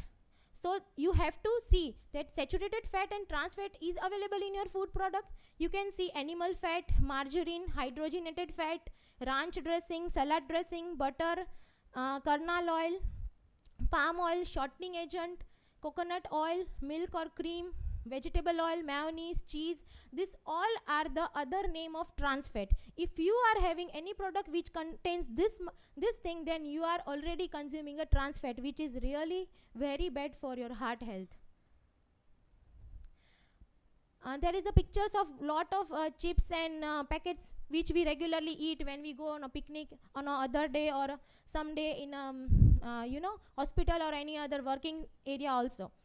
So before eating this, you have to please check the nutrition facts, or you can see this, there is a total fat, I have circled it. You have to see this, how much of trans fat it is including. Beside that, there is a cream chocolate biscuits ingredients I have kept. You can see the refined flour, edible vegetable oil. In the counts they have written palm oil. If you see this, then you should know that you are eating trans fat, and that is a saturated fat, and that is going to give you a cholesterol and obesity too. There is also written raising agent, milk solid, emulsifier. These all are high sodium and high fat component which they are adding in the food. Other word I had said, the high sodium. High sodium, how would you know that high sodium you are consuming a high sodium food? You have to check the label and you have to see what is the sodium amount in there, what is the percentage of DV in the sense daily value is in there. For hidden sodium sources, I have put it a slide over here: baking powder, baking soda, or a preservative, thickener, binder. This all comes in Maggi, soup and all the packets which we take and ready to cook packets there are. So this is the names of the sodium which you are consuming, and you may never know that you are consuming a high sodium amount in a food because you thought I am not adding salt, I am adding very less salt in my food. But what about these packets we are consuming every other day? Too much sugar. Is it not sweet? Sugar is sweet, but too much is not sweet for our health. If you find any sugar in your whatever food label, you have to replace it. Replace it with some spices, some real fruit, some dried fruit combination, or you have to add it with plain water or fresh fruit juice. There are many names of the sugar. I have tried much I can put in one slide. High fructose corn syrup, dextran, castor sugar, sorghum, rice syrup. You from now onwards, maybe you people can start watching the labels, and you might read the names like golden syrup, corn syrup. These all are the other name of the sugar. If you consuming any of the product which is high in this much of things, then you are consuming a high sugar food. So please utilize the nutrition facts label to make your healthier choice. I cannot force everyone who are working every day 8 or 10 hours that you cook your food, or you have to cook your every food with the like herbs and everything. This is not possible in our faster life. So diet is important. We have seen what influence in a bad way on the heart for a diet. Now we are going to see which are the dietary patterns which are capable to influence on heart health in a very healthful way. So this is the balanced diet recommended for Indians by ICMR NEEN. They said you prepare your thali like this way. Please remember the picture and just picturize your thali when you are preparing your thali. Does you have this much kind of food groups in your thali? Mostly no, people eat dal rice or people eat only roti sabji. So we have to change that. Here it is given that you have to take variety of vegetables 350 gram per day. You have to take 150 gram per day. Variety of fruits. You have to take pulses 90 grams per day. You have to take milk 300 gram, milk or curd or whatever milk product you can take. You have to take 30 gram of oily nuts but unsalted. You have to take 27 gram of fats, like direct fats we are having butter, ghee or oil. And you have to take variety of cereals 240 gram per day. Variety of cereals in the sense, you can see in the picture, there is so many cereals we can see, but people, when you ask what the cereal, people only remember two things, wheat and rice. So please include variety of cereals and variety of millets in your diet.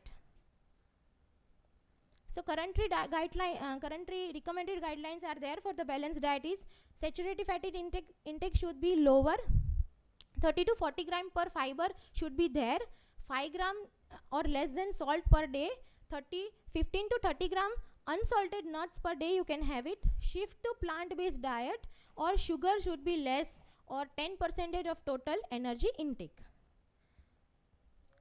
This was the Indian recommendation which we saw. Here we can see Mediterranean diet, vegan diet and DASH diet, which are worldwide research on it with the relation of heart health and which is worldwide accepted. Mediterranean diet, they see the pyramid. The last and the most of the thing in that pyramid is you have to be healthy, you have to be active, you have to be happy and you have to be interactive in social life. So this thing we are missing. No one is now having that social interaction because of the busy schedule. So this should be there. Mediterranean diet also suggests shallow frying, roasting and grilling. They suggest due to the less oil of consumption. They suggest keep exercising, drinking enough water. They use more functional foods like herbs, ginger, garlic, all the foods to taste their dishes. Not they use the oil, salt or garam masalas which we put more in our dishes to make it tasty, or sugar. They limit very sugary drink and limit processed food.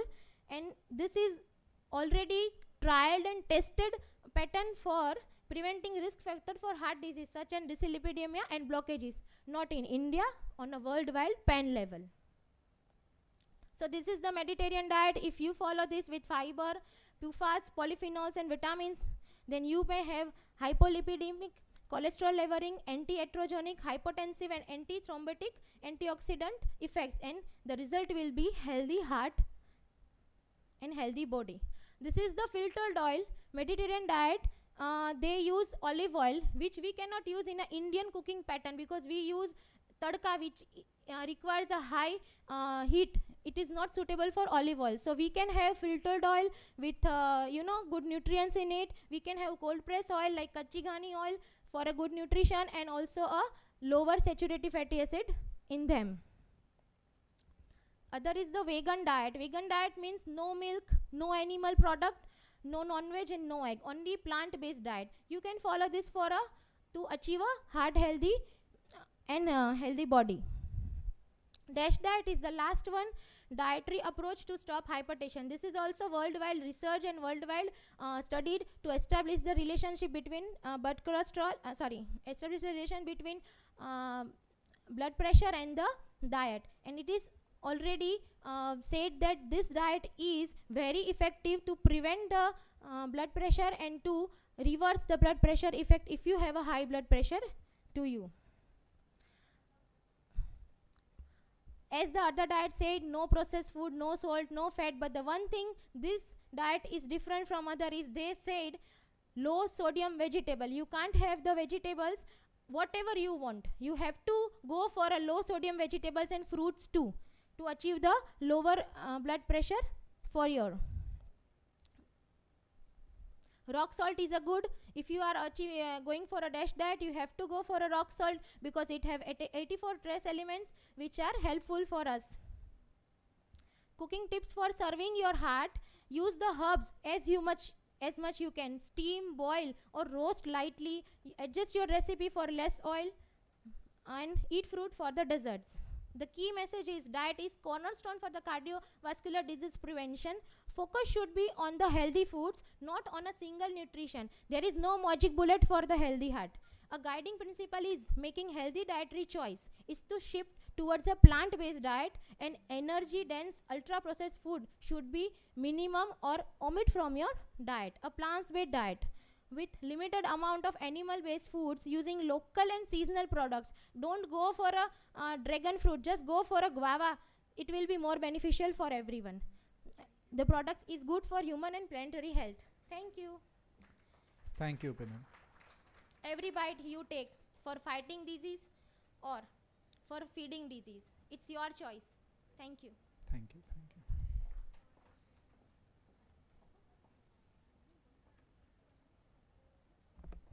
Thank you, Ms. Spooner. Moving forward for valedictorian session, we would like to call upon stage Dr. Shardul Chaurasia, clinical cardiologist and in charge chief medical officer, to deliver vote of thanks.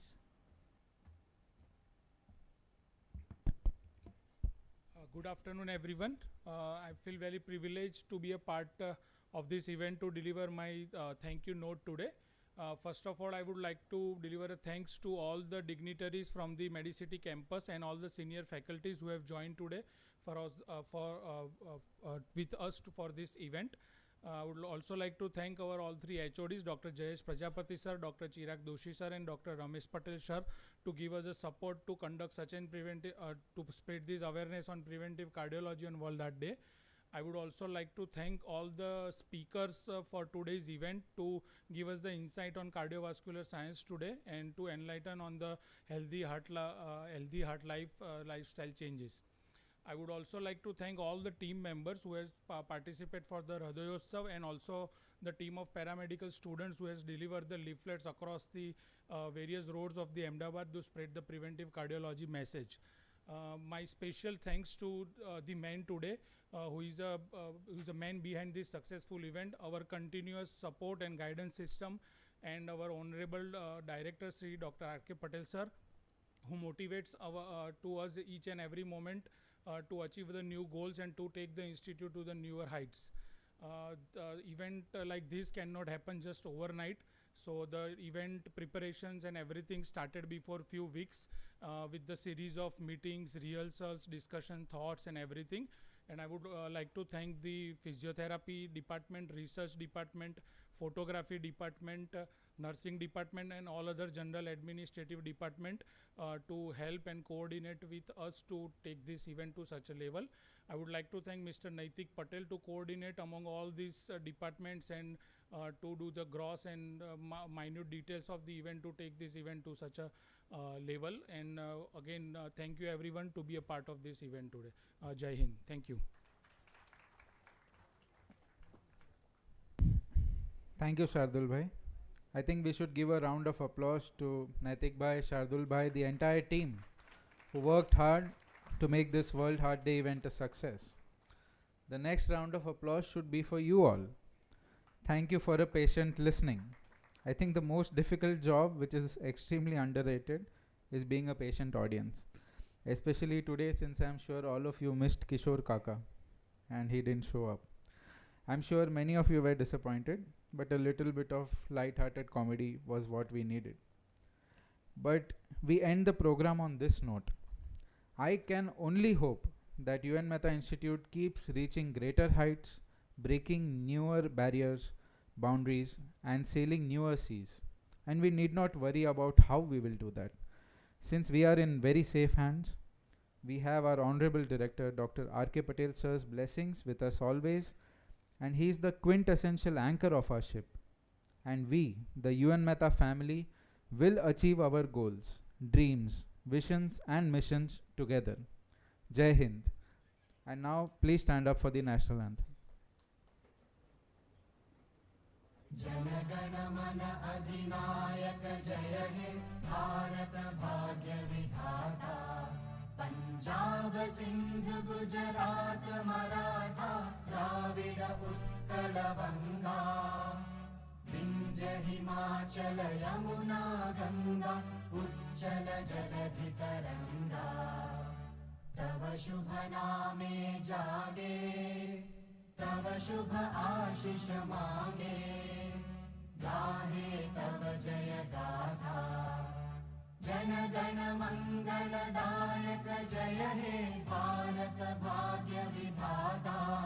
जय हे जय हे जय हे जय जय जय जय हे।